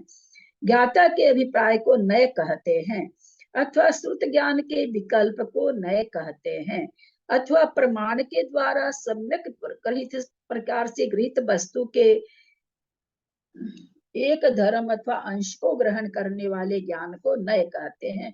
बहुत सारा उदाहरण हम लोग इसको भी, हाथी है, पूर्ण हाथी को तो प्रमाण कहा गया, और उसी पूंछ को पकड़ के कोई कहता है कि ये तो झाड़ू के जैसा है, पैर को पकड़ के कोई कहता है तो केले के खंबे के जैसा है, पेट पकड़ के कोई कहता है ये तो दीवार है, कान पकड़ के कोई कहता है तो पंखा का जैसा है, तो ये नय हो गया। और जो पूरे हाथी को देख, पूरे हाथी के लिए कहता नहीं ये पूरा हाथी है, उसके ये तो नय, यानी एक एक अंग की बात हुई है। अथवा कहते ज्ञाता के अभिप्राय को, अब जैसे जीव मरता है ना, मेरा अभिप्राय क्या है, ये सिद्ध करना कि जीव मरता है, तो हम क्या क्या चीज से करेंगे उसको, फिर नय के द्वारा ही सिद्ध करेंगे कि भाई नय के द्वारा कथनचित जीव मरता है, पर्याय से जीव मरता है, द्रव्य से जीव नहीं मरता है, तो हम पर्याय दृष्टि से उसको सिद्ध करेंगे। तो पर्याय क्या है, नय की बात है, तो कहते हैं पर्यायिक नय से हम उसको सिद्ध करेंगे। तो ज्ञाता का जिसको जो बताने का हो उस तरह से उसकी व्याख्या करना, इसको भी नय कहते हैं। अथवा जो नाना स्वभाव से हटकर किसी एक स्वभाव में वस्तु की प्राप्त कराता, वह नय है। अब नाना स्वभाव से हटाकर के एक ही वस्तु में एक कर देना, वो भी नय है, नय के द्वारा कथन कर देना। दीदी श्रुत का विकल्प क्या हुआ? श्रुत के विकल्प को नय कहते हैं। हाँ, श्रुत के विकल्प को नहीं कहते हैं। श्रुत का विकल्प है ना, प्रमाण नय अधिगम है ना, प्रमाण और नय के द्वारा जाना जाता है। तो नय के द्वारा श्रुत का विकल्प कहने का मतलब कि श्रुत किसे कहते हैं, जो मति ज्ञान के द्वारा जाने हुए विशेष को विशेष जाने। कोई जा रहा है सुट के सरियारा, आप उसको कहते क्या कर रहे हो, तो वो ये नहीं कहता है कि कपड़ा डाल रहा हूँ, वो क्या कहता है मैं बम्बई जा रहा हूँ। अभी बम्बई जाने के लिए तो एयरपोर्ट जाएगा, चाहे स्टेशन जाएगा, ट्रेन में बैठेगा अथवा फ्लाइट में बैठेगा, चलेगी तब होगा, तब कहा जाएगा कि भाई उधर रवाना कर दिए हम। लेकिन नय से तो श्रुत के श्रुत मतलब विशेष कथन, तो विशेष कथन को भी नय कहते हैं। अथवा यो कहा जा सकता है वस्तु के अंश को ग्रहण करने वाला नय होता है। जैसे वो हाथी के एक अंश को ग्रहण कर रहा, सारा जितने लोग हैं कहने वाले एक एक अंश को ग्रहण कर रहे हैं।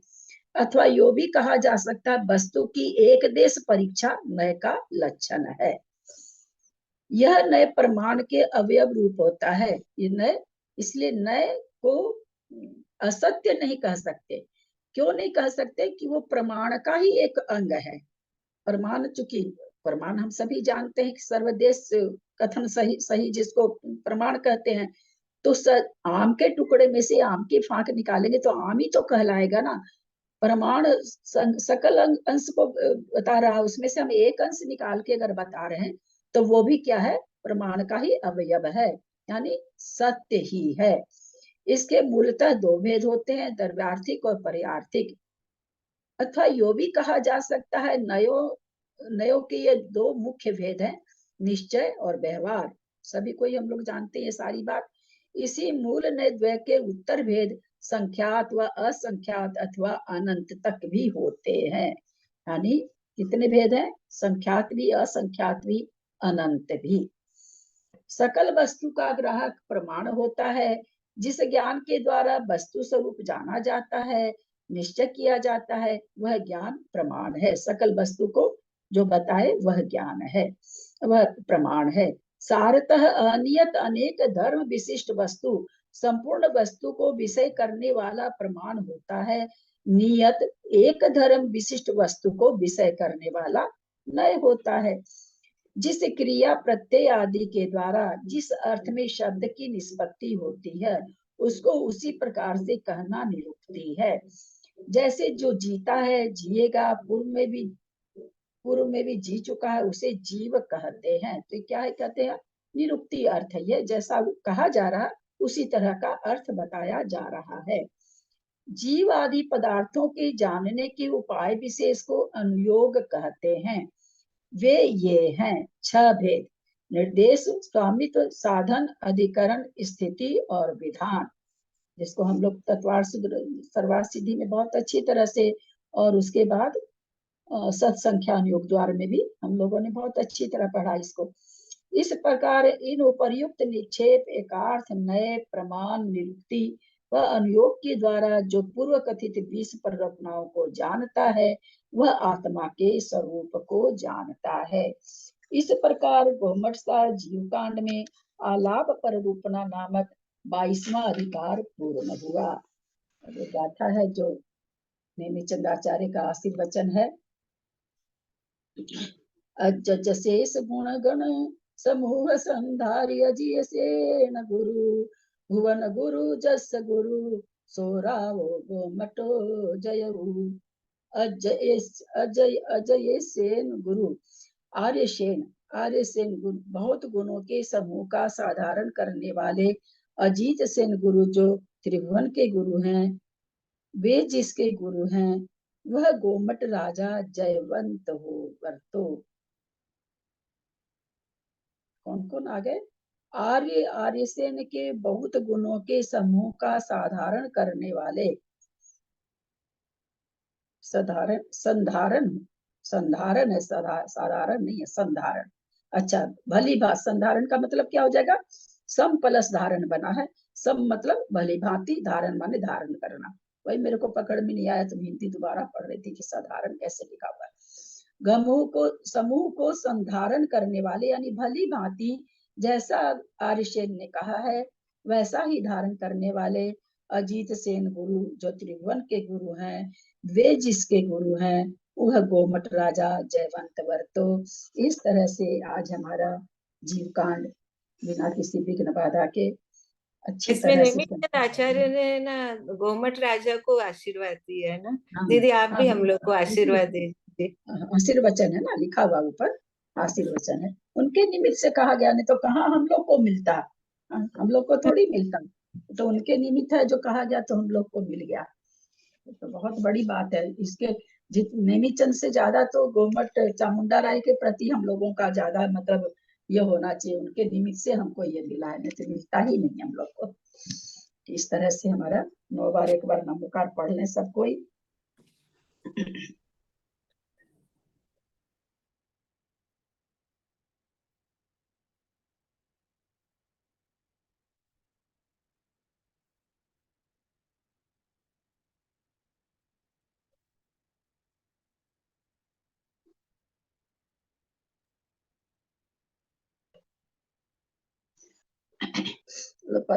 परम मांगली ग्रंथ जीव कांड जी की जय। नेमी चंद्राचार्य की जय।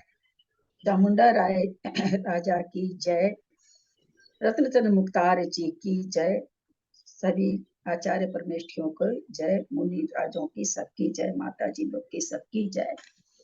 ललिता दीदी की भी जय। ललिता दीदी को प्रणाम। दीदी नहीं होती तो हम लोग कभी भी ये पढ़ नहीं पाते, इसलिए आपको तो बहुत बहुत बहुत प्रणाम।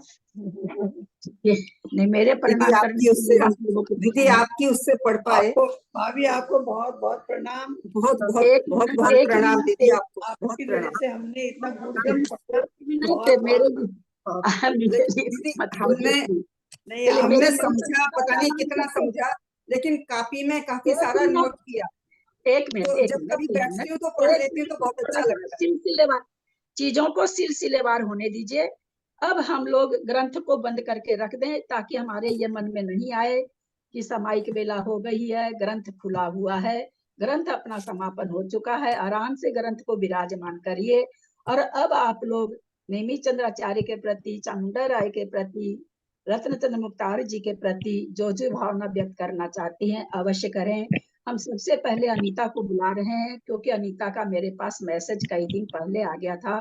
अनीता, कलकत्ता बेलगछिया मंदिर, तुम अपनी भावना व्यक्त कर सकती हो। प्रणाम दीदी, सबको जय जिनेन्द्र।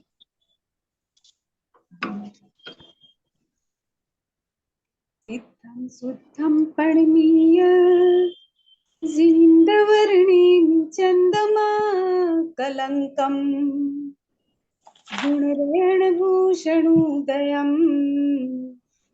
जीवसपरोवणं वोच्छम्।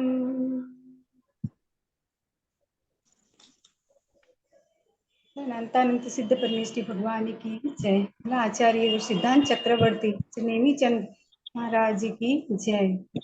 गोमटसार जीवकांड ग्रंथराज की जय।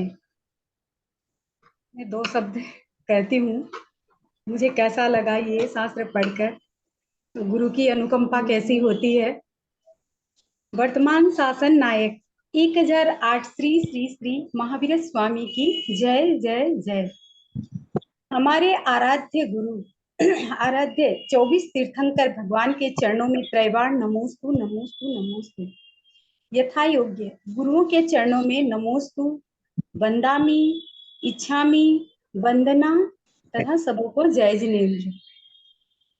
अति हर्ष का विषय है कि आज हम आचार्य नेमिचंद्र, जो कि सिद्धांत चक्रवर्ती की उपाधि से अलंकृत है, ऐसे आचार्य देव के द्वारा लिखित गोमट्टसार जीवकांड ग्रंथ का एक लंबे समय से परम पूजनीय ललिता दीदी के माध्यम से हम सबों ने इस ग्रंथ का गहन अध्ययन, चिंतन, मनन किया है, जिसमें जीव और कांड यानी पर्व, जिस तरह गन्ने में अनेक पर्व होते हैं, उसी तरह इस ग्रंथ में जीव के 20 प्ररूपणा रूपी पर्वों को हमने जाना है, समझा है और आत्मसात भी किया है।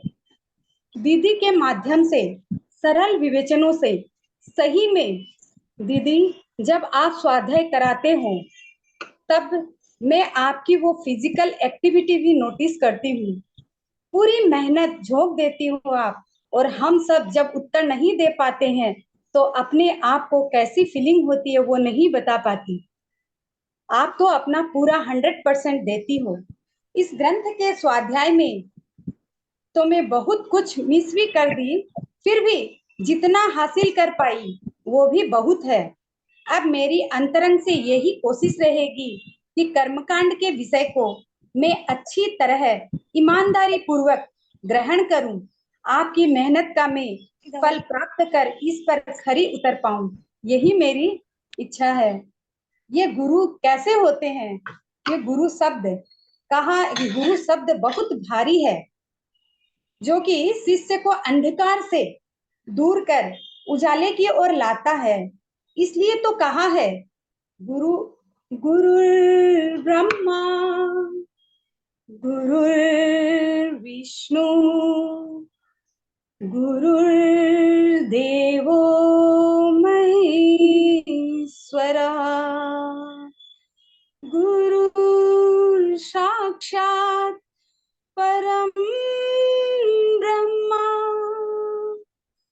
तस्मै श्री गुरुवे नमः तस्मै श्री गुरुवे नमः। जैसे गुरु बिना धरती पर प्रकाश नहीं, गुरु बिना शिष्य का विकास नहीं। इसीलिए कहा, नीतिकारों ने भी कहा है, गुरु गुलाल शीश कुंभ है, गदगद काटत पोट, भीतर हाथ पसार कर बाहर मारे चोट। ये 20 प्ररूपणा के माध्यम से जीव कांड के इस विषय को मैंने हृदय से हृदयंगम करने की कोशिश की है, तथा आलापाधिकार को अध्ययन करके तो यूं लग रहा है कि काफी कुछ अंतरंग में समाया भी है। अंत में मैंने यही समझा है कि 20 प्ररूपणाओं के भेदों को प्रमाण, नए, निक्षेप, एकार्थ, अनुयोग आदि के द्वारा आत्मा के समीचीन स्वरूप को समझकर आत्म सद्भाव का फल प्राप्त करूं, यही मेरी इस ग्रंथ के पढ़ने के फल की अपेक्षा है। कहते वक्त कुछ त्रुटि हुई हो तो अन्यथा ना ले। अक्षर पयत्थहीनम मत्ताहीनम च जमये भणियम तम खमौणान देवय मज्जभि दुःखकयम दिन्तु दुःखखो कमखो वही लाओ सुगई गमनम समाहि मरणम जिन गुण संपत्ति हो मज्जम। सिद्धांत चक्रवर्ती नेमिचंद आचार्य देव की जय जय जय। आर्यसेन आचार्य की जय। अजित सेन आचार्य देव की जय। गोमट्ट राजा चामुंडराय जयवंत हो जयवंत हो जयवंत हो। यही भावना के साथ में अपने शब्दों को विराम देती हूँ। जय जी। जो भी लोग बहुत अच्छा बोली, बहुत अच्छा बोली। जो भी लोग बोले गाथा नहीं बोले, क्योंकि समय हो गया, गाथा नहीं बोले अब इसके बाद। है ना। और कोई मंगलाचरण में बोलते भी हैं, तो बहुत सारे मंगलाचरण हैं अपने। तो इसका कर्म कांड जी, जीव कांड जी की गाथा ना बोलें प्लीज। अभी अब मैं बोलूं? हाँ बोलिए ना। जीव कांड ग्रंथराज की जय। हमारा आज ये ग्रंथ बहुत ही खुशी का विषय है। आज हमारा ग्रंथ संपूर्ण हो गया है। ललिता भाभी के प्रयास से हमने वो सफलता को प्राप्त किया है। इस ग्रंथ के रचयिता श्रीमद नेमी चंद्राचार्य सिद्धांत चक्रवर्ती जी हैं। आपने पूजदंत भूतपली आचार्य द्वारा रचित सठखंडागम सूत्रों का गंभीरता पूर्वक मनन किया। इसी कारण से आपको सिद्धांताचार्य की उपाधि मिली है। और आपने स्वयं उल्लेख किया है कि जिस प्रकार भरत क्षेत्र में 6 खंडों के चक्रवर्ती निर्विघ्न जीतता है, उसी प्रकार प्रज्ञा रूपी चक्र द्वारा मैंने भी 6 खंड सठखंडागम, जीव स्थान, खुद्दाबंद, बंद, सावित, विचय वेदना, वग्न और महाबंद, इनको मैंने निर्विघ्न रूप से साधित किए हैं। ऐसा आचार्य श्री ने स्वयं लिखा है। नेमी चंद्राचार्य का काल 11वीं शताब्दी सिद्ध होता है। श्री नेमी चंद्राचार्य जी ने अपने आप को अभयनंदी जी का शिष्य बताया है। जीव कांड में 22 अधिकारों में अशुद्ध जीव का, गुण स्थानों का तथा मार्गना स्थानों के माध्यम से वर्णन किया गया है। प्रकृत ग्रंथ में आत्मा या जीव द्रव्य की संसार अवस्था बाह्य 10 प्राणों से संबंधित अशुद्ध परिणति का वर्णन ही मुख्य है। फिर भी आत्म द्रव्य के शुद्ध रूप एवं त्रैकालिक स्वतः सिद्ध स्वरूप पर भी प्रकाश डाला गया है। इस ग्रंथ में उन पर भी प्रकाश डाला गया है। जैसा कि इस ग्रंथ की वर्णनीय 20 प्रोग्राम का जिनमें कथन किया गया था, उनमें प्राय मुख्य सभी अधिकारों का अंतिम कथन द्वारा जाना जा सकता है। जैसा गुण अधिकार में गुण स्थानातीत जीवों का वर्णन किया है, गति मार्गना में चतुर्गति रूप संसार से के बाद सिद्ध स्वरूप का वर्णन किया गया है, और काय मार्गना में कार्य रहित आत्म का आत्म स्वरूप का वर्णन किया गया है।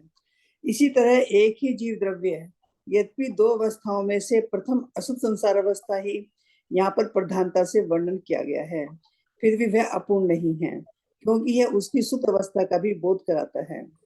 प्रत्येक प्रकरण में अंतिम भाग का निर्देश इस बात को स्पष्ट कर रहा है कि वस्तुतः आत्मा अपने शुद्ध स्वरूप में किस तरह प्राप्त कर सकता है। अंत में मैं ये बताना चाहती हूँ, ये ग्रंथ बहुत ही गूढ़ और कठिन था। ये ग्रंथ गागर में सागर की भांति है, जिसको स्वयं समझना तो असंभव ही है, मगर ललिता भाभी के मार्गदर्शन से इसे समझना संभव हो पाया। इन सब ललिता भाभी, क्योंकि हम सब और मैं विशेष रूप से ललिता भाभी के कृतज्ञ हैं। इन्होंने अपना अमूल्य वक्त हमें दिया और इस कठिन विषय को इतना सरल बना दिया कि हमें इसमें आनंद आने लगा, अच्छा लगने लगा। हम हमेशा ललिता भाभी के आभारी रहेंगे और हमेशा गुरु के रूप में आप हमारा मार्गदर्शन करते रहेंगे, यही हमारी आपसे विनती है। जय जिनेंद्र। जय जिनेंद्र। चलिए भाई, मेरे प्रति नहीं, बस गुरु के प्रति भावना जगाइए। चलिए, अब कौन बोल रहे हैं? जिनको बोलना हो फटाफट बोलें।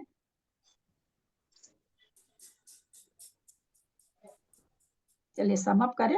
मैं करती हूँ दीदी, मैं करती हूँ। बोलिए।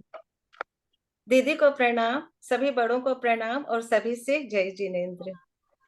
आज से 1.25 साल पहले आज ही के दिन, मुझे याद है मेरी किताब में लिखा हुआ है 26 नवंबर 2022 के दिन हमने गोमर जीवकांड जी ग्रंथ को शुरू किया, और आज 26 मार्च 2024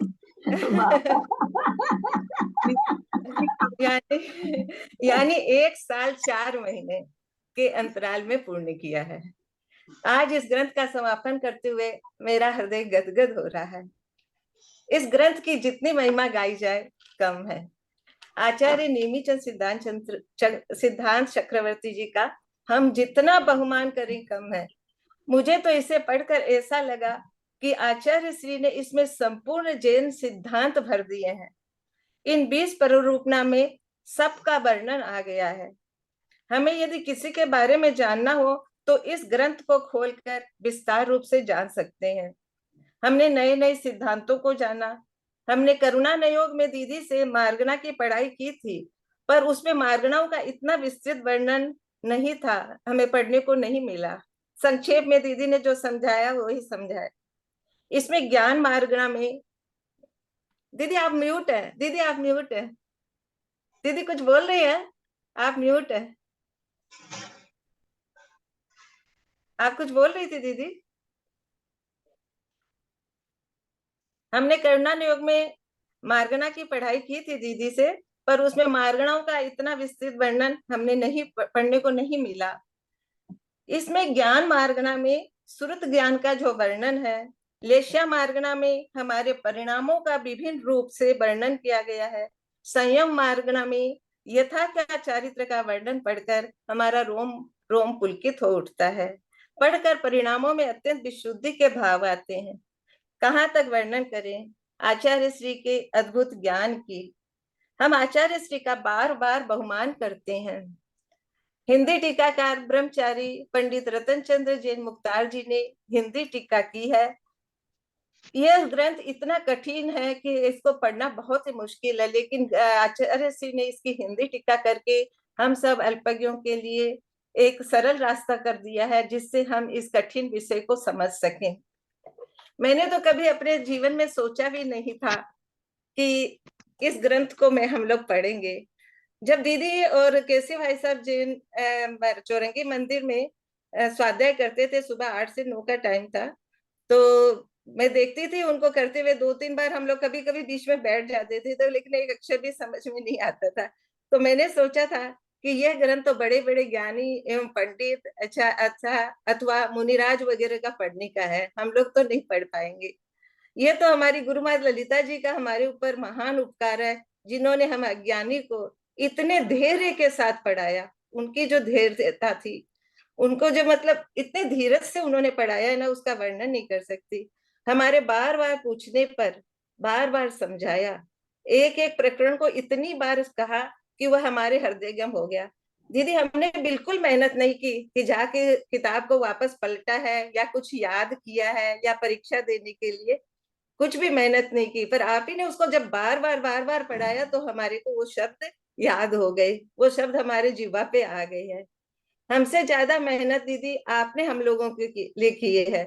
तो जो आप पढ़ा देती थी, बस हम उसे सुन लेते थे, कभी जाकर न तो याद करते थे, न पीछे के प्रकरण को दोहराते थे, क्योंकि परीक्षा न होने के कारण हम भी बहुत लापरवाह रहते थे। ये तो दीदी आपका उपकार है। आपका गला भी ठीक नहीं रहता, तबीयत भी ठीक नहीं रहती, फिर भी इतनी मेहनत से आप हमें पढ़ाती हैं। मैं आपके बारे में क्या कहूँ, बस यही चाहती हूँ कि आप इसी तरह हमें आगे भी बड़े बड़े ग्रंथ पढ़ाते रहें और हम आपके से पढ़ते रहें। तथा ऐसे भाव होते हैं कि ये जीवकांड गोमर सा जीवकांड हम पुनः पुनः पढ़े। दीदी आप पढ़ाएंगी ना, हम यही चाहते हैं। तो अंत में 2 शब्द दीदी के लिए करती हूँ। माँ जिनवानी रहती जिनके अधरों पर, माँ जिनवानी रहती जिनके अधरों पर, गुरुओं का आशीर्वाद जिनके सिर पर, गुरुओं का आशीर्वाद जिनके सिर पर, मिला माँ सरस्वती का वरदान आपको, दिन रात स्वयं पढ़ती और हमें पढ़ाती, दिन रात स्वयं पढ़ती और हमें पढ़ाती। धन्यवाद देकर, धन्यवाद शब्द बहुत छोटा है दीदी, फिर भी धन्यवाद देकर हम सब करते आपका बहुमान, धन्यवाद देकर हम सब करते आपका बार बार बहुमान। प्रणाम दीदी। जय बोली आचार्य प्रेमीचंद सिद्धांत चक्रवर्ती जी की जय और गोमर साहब जी का जी की जय। पूरा श्रेय आप लोगों को है। आवाज नहीं जा रही, आवाज आ रही है क्या? हाँ दीदी है। आपको सुनाई नहीं दिया दीदी? नहीं दिया, सुनाई में दिया है। ये सारा श्रेय है ना आप लोगों को जाता है। एक बात मान के चलिए, आप लोगों ने धैर्य से सुना तो मैं कर पाई, नहीं सुनते तो मैं गाती रहती बजाती रहती। आप लोग के सुनने का फल है जो मुझे भी मिल गया। दीदी सच्ची आश्चर्य हो रहा है कैसे हम लोगों ने इसको पूरा कर लिया और बहुत छोटे समय में, 1 साल 4 महीने में। समय भी ज्यादा नहीं लगा, ये अपने को भाग में 4 महीने तो पढ़ाई नहीं इस बार हमने चतुर्मास में तो 3-4 महीने तो हाँ पढ़ाई नहीं। दीदी मैंने दो बार 3 बार गवर्नमेंट साठ कर्मकांड जी शुरू कर लिया, लेकिन अभी तक पूरा नहीं हुआ। हर बार थोड़ा थोड़ा छूट जाता है। अब देखो अब भावना बातें हैं कि आपके द्वारा हम पूरा शुरू कर सकते। हमने तो हमने तो उनके पढ़ाने के बाद देखा भी है, पढ़ा भी, कोशिश भी करी है पढ़ने की। तभी हम थोड़ा बहुत समझ पाए, भाई हम तो ऐसे ही हैं। भाभी ने हमारे साथ में बहुत मेहनत करी। इधर इतने बड़े सिद्धांत ग्रंथ को हम लोगों को पढ़ाया। मेरा आजकल हाथ नहीं लग रहा, इसलिए दीदी मैंने कुछ भी तैयार नहीं करा, क्योंकि मेरा हाथ नहीं लग रहा। आजकल हमारे यहाँ पातक लगा हुआ है, 2-3 दिन का और है। और दीदी आपका बहुत बहुत शुक्रिया है कि आपने हमें इतना अच्छा पढ़ाया, सब कुछ करा। और सिद्धांत चक्रवर्ती प्रेमनाथ जी ने हमें जितना अच्छा लिखा और जितना अच्छा हमें वर्णन किया, इतने बड़े बड़े शास्त्रों का आपने हमें अध्ययन कराया, आपका बहुत बहुत बहुमान हमारे हृदय में है। और श्री मुख्तार सिंह जी का और आप सबका बहुत बहुत बहुमान शब्द में कहूँ। दीदी मैं एक बात कहना चाहूंगी, मैंने बहुत लेट ज्वाइन करा है, तो आपका जो पढ़ाने का ढंग है वो और आपका व्यक्तित्व बहुत मोटिवेटिंग मैंने पाया। एक लगन आप इंसान के अंदर पैदा कर देती हैं कि हम इसको पढ़ें, जानें।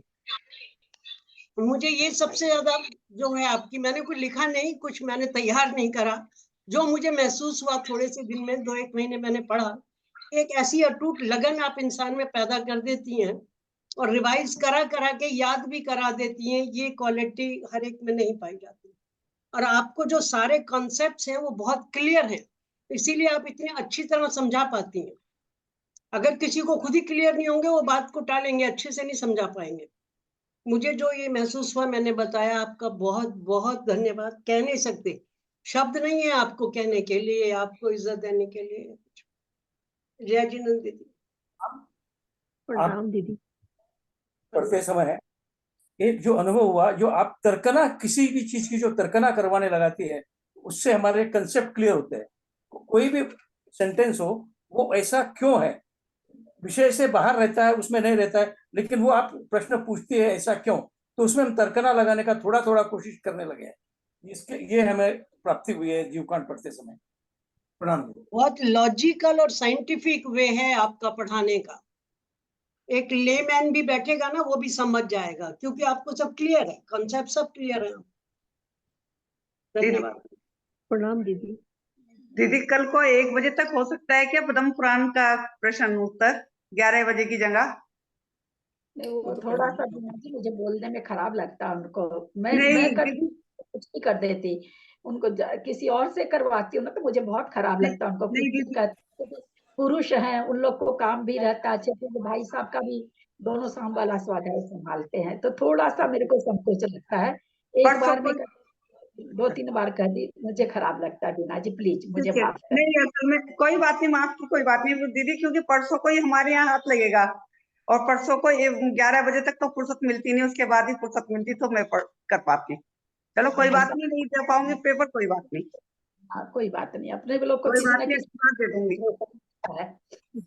पीछे मैंने भी प्रणाम दीदी जी। आपका बहुत बहुत उपकार। आपने इतने कठिन ग्रंथ नेमिचंद्राचार्य जी द्वारा रचित जीवकांड, हमें इतनी अच्छी प्रकार गाथाओं का उच्चारण भी, गाथाओं का अर्थ समझाया, किसने हम लोगों से उच्चारण कराया, किसने एक एक शब्द को हमें क्लियर करके आपने समझाया। हम लोग इस नहीं, और हम लोग मिस कर जाते हैं, फिर भी मिस कर जाते हैं क्लासेस। बड़ा दुख होता है जब हमारी क्लासेस मिस हो जाती है, आपके इतना अच्छा पढ़ाने के बावजूद भी।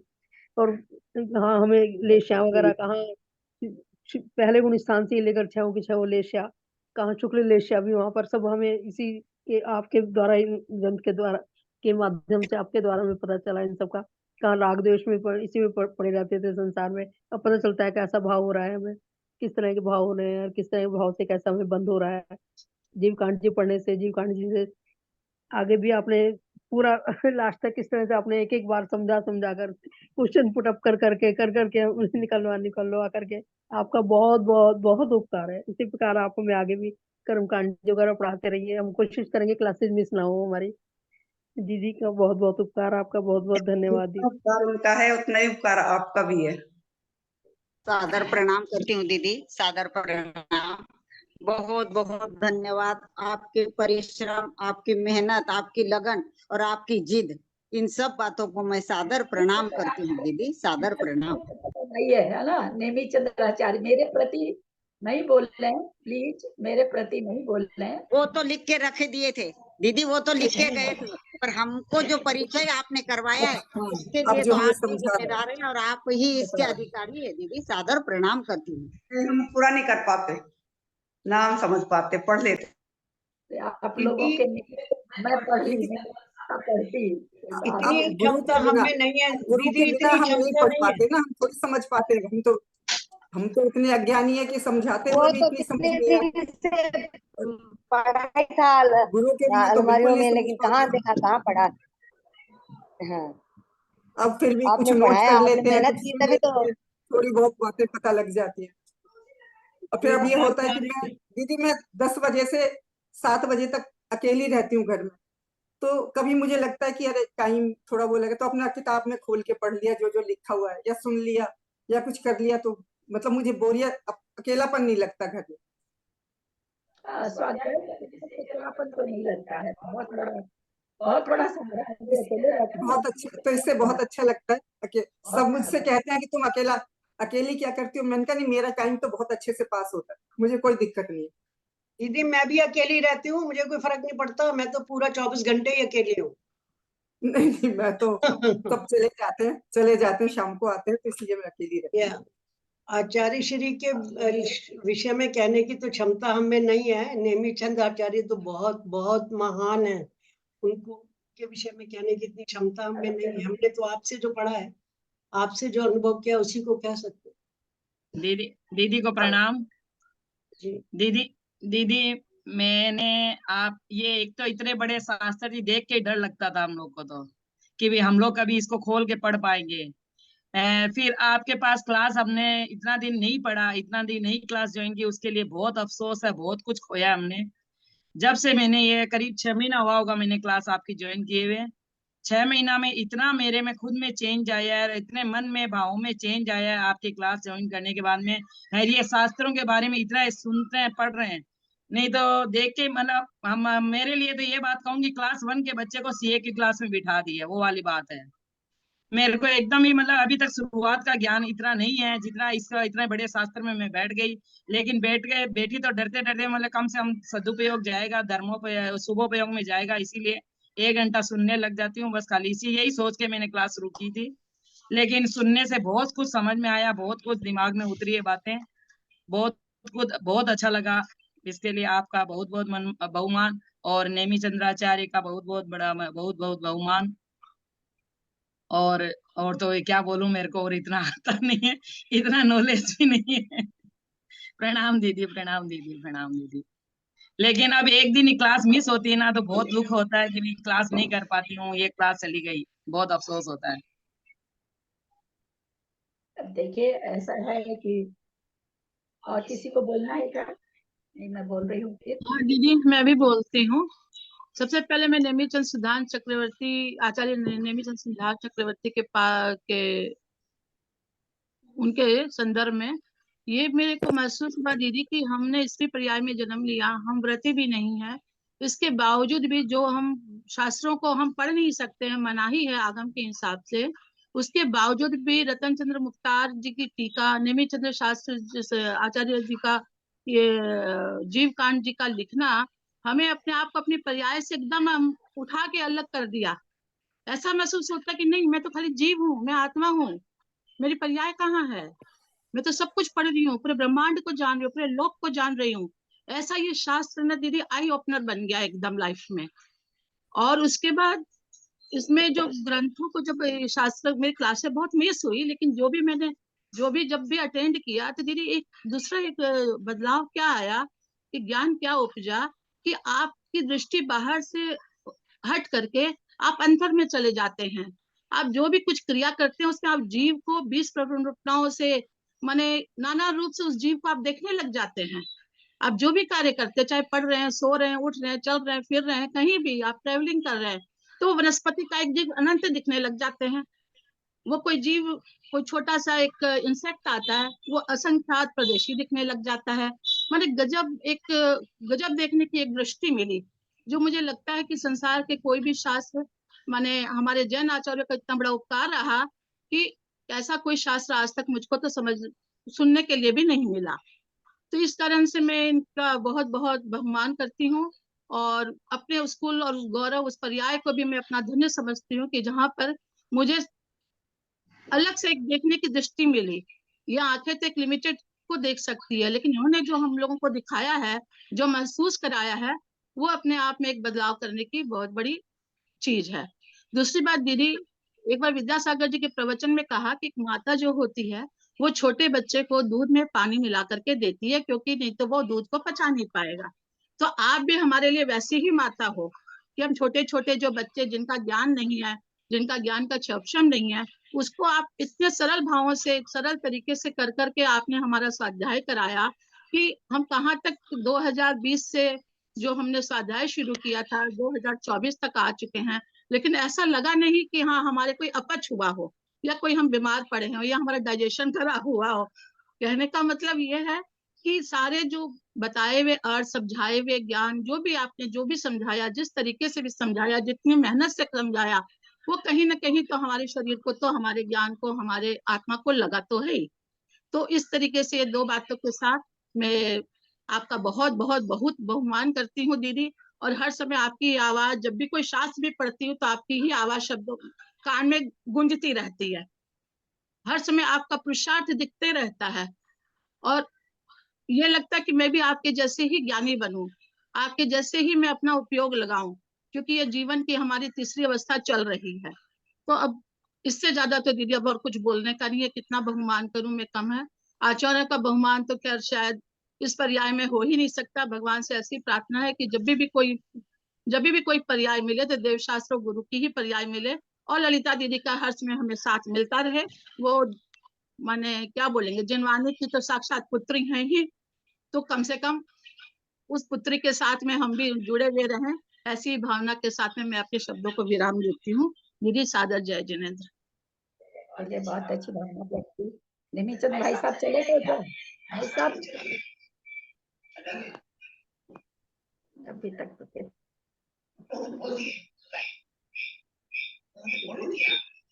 निमिचंद भाई साहब आप चले गए? निमिचंद भाई साहब आप दीदी तैयारी नहीं की। ऐसे ही दो तैयारी क्या करना है, आपका तो आशीर्वाद ही हमारे लिए बहुत बड़ा है। कैसे होना है?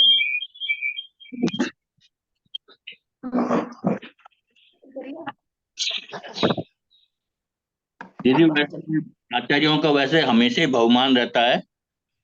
बिना जो मतलब आचार्यों का अगर इतना ज्ञान नहीं होता तो हमें किस तरह से परोसते हो, उसी प्रकार से आपने भी हमारे लिए इतना परोसा है कि बीच बीच में भी आपने उनमें बीच बीच में और कड़िया जोड़ जोड़ के हमें जो मतलब बहुत ज्ञान कराया है। इसलिए आपका भी इसके अंदर बहुत ज्यादा बहुमान है।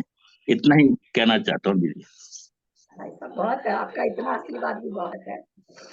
चलिए, सबसे पहली बात, आप लोगों ने सबने आचार्यों के प्रति भी, मेरे प्रति भी जबरदस्ती गुणगान कर दिया। खैर व्यवहार दृष्टि से हो जाता है, पर मैं सही एकदम ईमानदारी से बताऊं,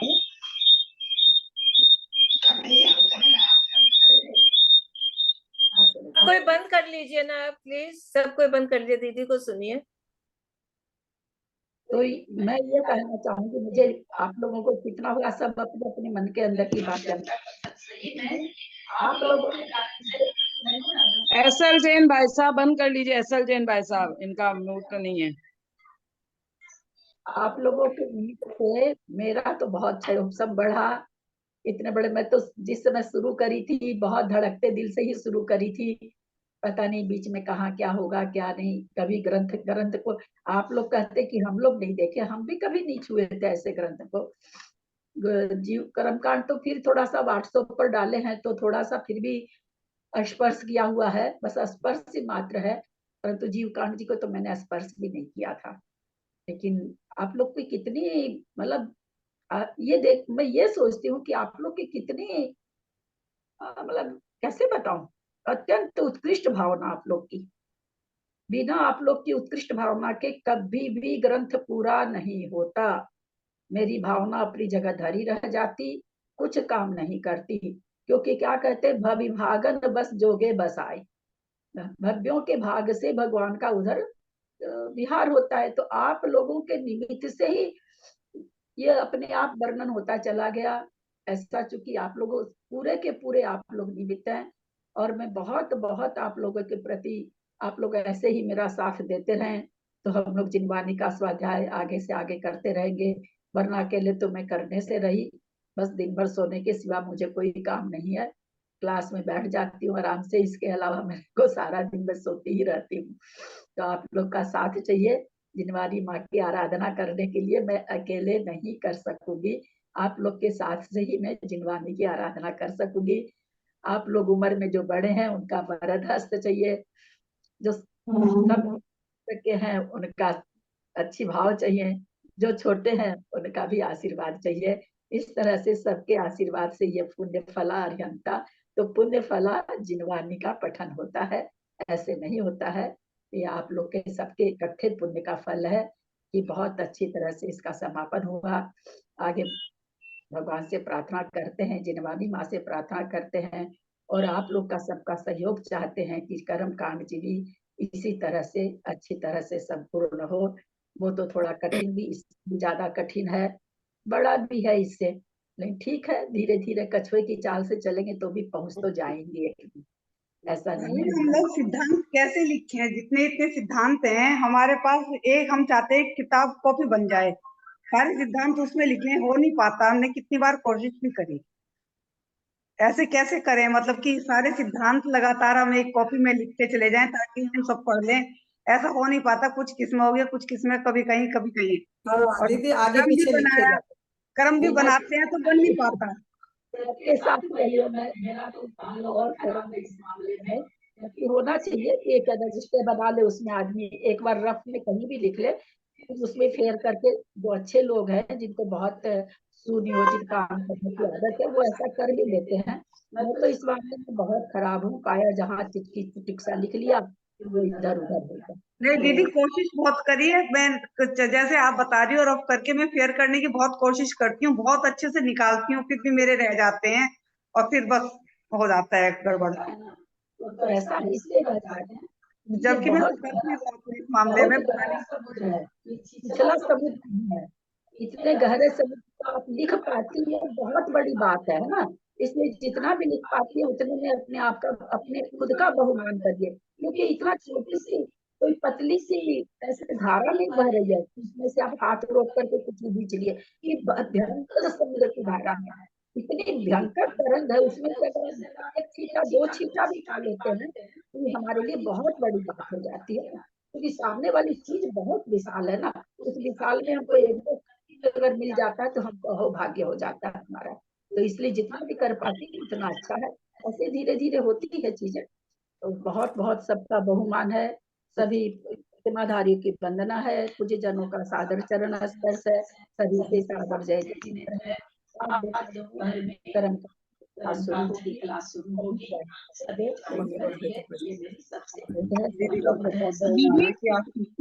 दीदी एक मिनट, भाई साहब का भी बहुत कृतज्ञता ज्ञापन करती हूँ, क्योंकि आज उनके सहयोग से ही आपने इतनी बड़ी जिम्मेदारी ली और हम लोग आपसे जुड़ सके। तो भाई साहब का बहुत बहुत बहुमान है, बहुत बहुत कृतज्ञ हूँ। भाई साहब आपको जय जिनेंद्र, नमस्ते। सबका जय जिनेंद्र। थोड़ी है सादर भाई साहब, आपको भी सबको सादर प्रणाम, सादर जय जय। दीदी आज 1 बजे क्लास थोड़ी है, आज 1 बजे, आज 1 बजे शुरू है।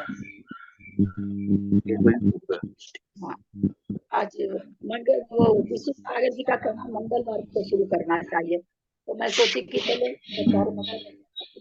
आज क्लास है 1 बजे। दीदी आज क्लास है 1 बजे। हाँ वही तो कह रही हूँ, वही तो कह रही हूँ। जी का पद्म पुराण का देख पाते नहीं, वो अलग बात हो जाए। जीव काणु जी का सभी मैसेज आप लोग देखा करिए, है ना। मेरा सबसे अनुरोध आप लोगों से, अंजना जी तो इतनी थकी थकी लग रही हैं, कल का उपवास करी हुई हैं, मुंह पारना किया नहीं होगा, चलिए एकदम थकी थकी लग रही है बहुत, तो कभी नहीं लगता इतना बड़ा ये है तो भाई बहुत ही उपवास किया हुआ है इनका। चलिए आपके अंजना भाभी को बहुत बहुत बहुमान उनकी कोमली 28 के लिए सिद्ध चक्र विधान करे हैं, उसके लिए हम लोग बहुमान करके थोड़ा सा पुण्य बरगना ले लें कम से कम। अंजना दीदी को वंदना, हम सबका भी आपका बहुमान करते हैं, अनुमोदना करते हैं। एंड कर में 1 बजे मिलते हैं। अनुमोदना अनुमोदना अनुमोदना बारंबार, अनुमोदना अनुमोदना अंजना जी की अनुमोदना।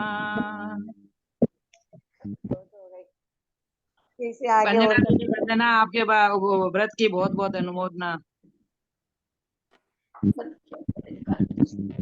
बहुत बहुत धन्यवाद।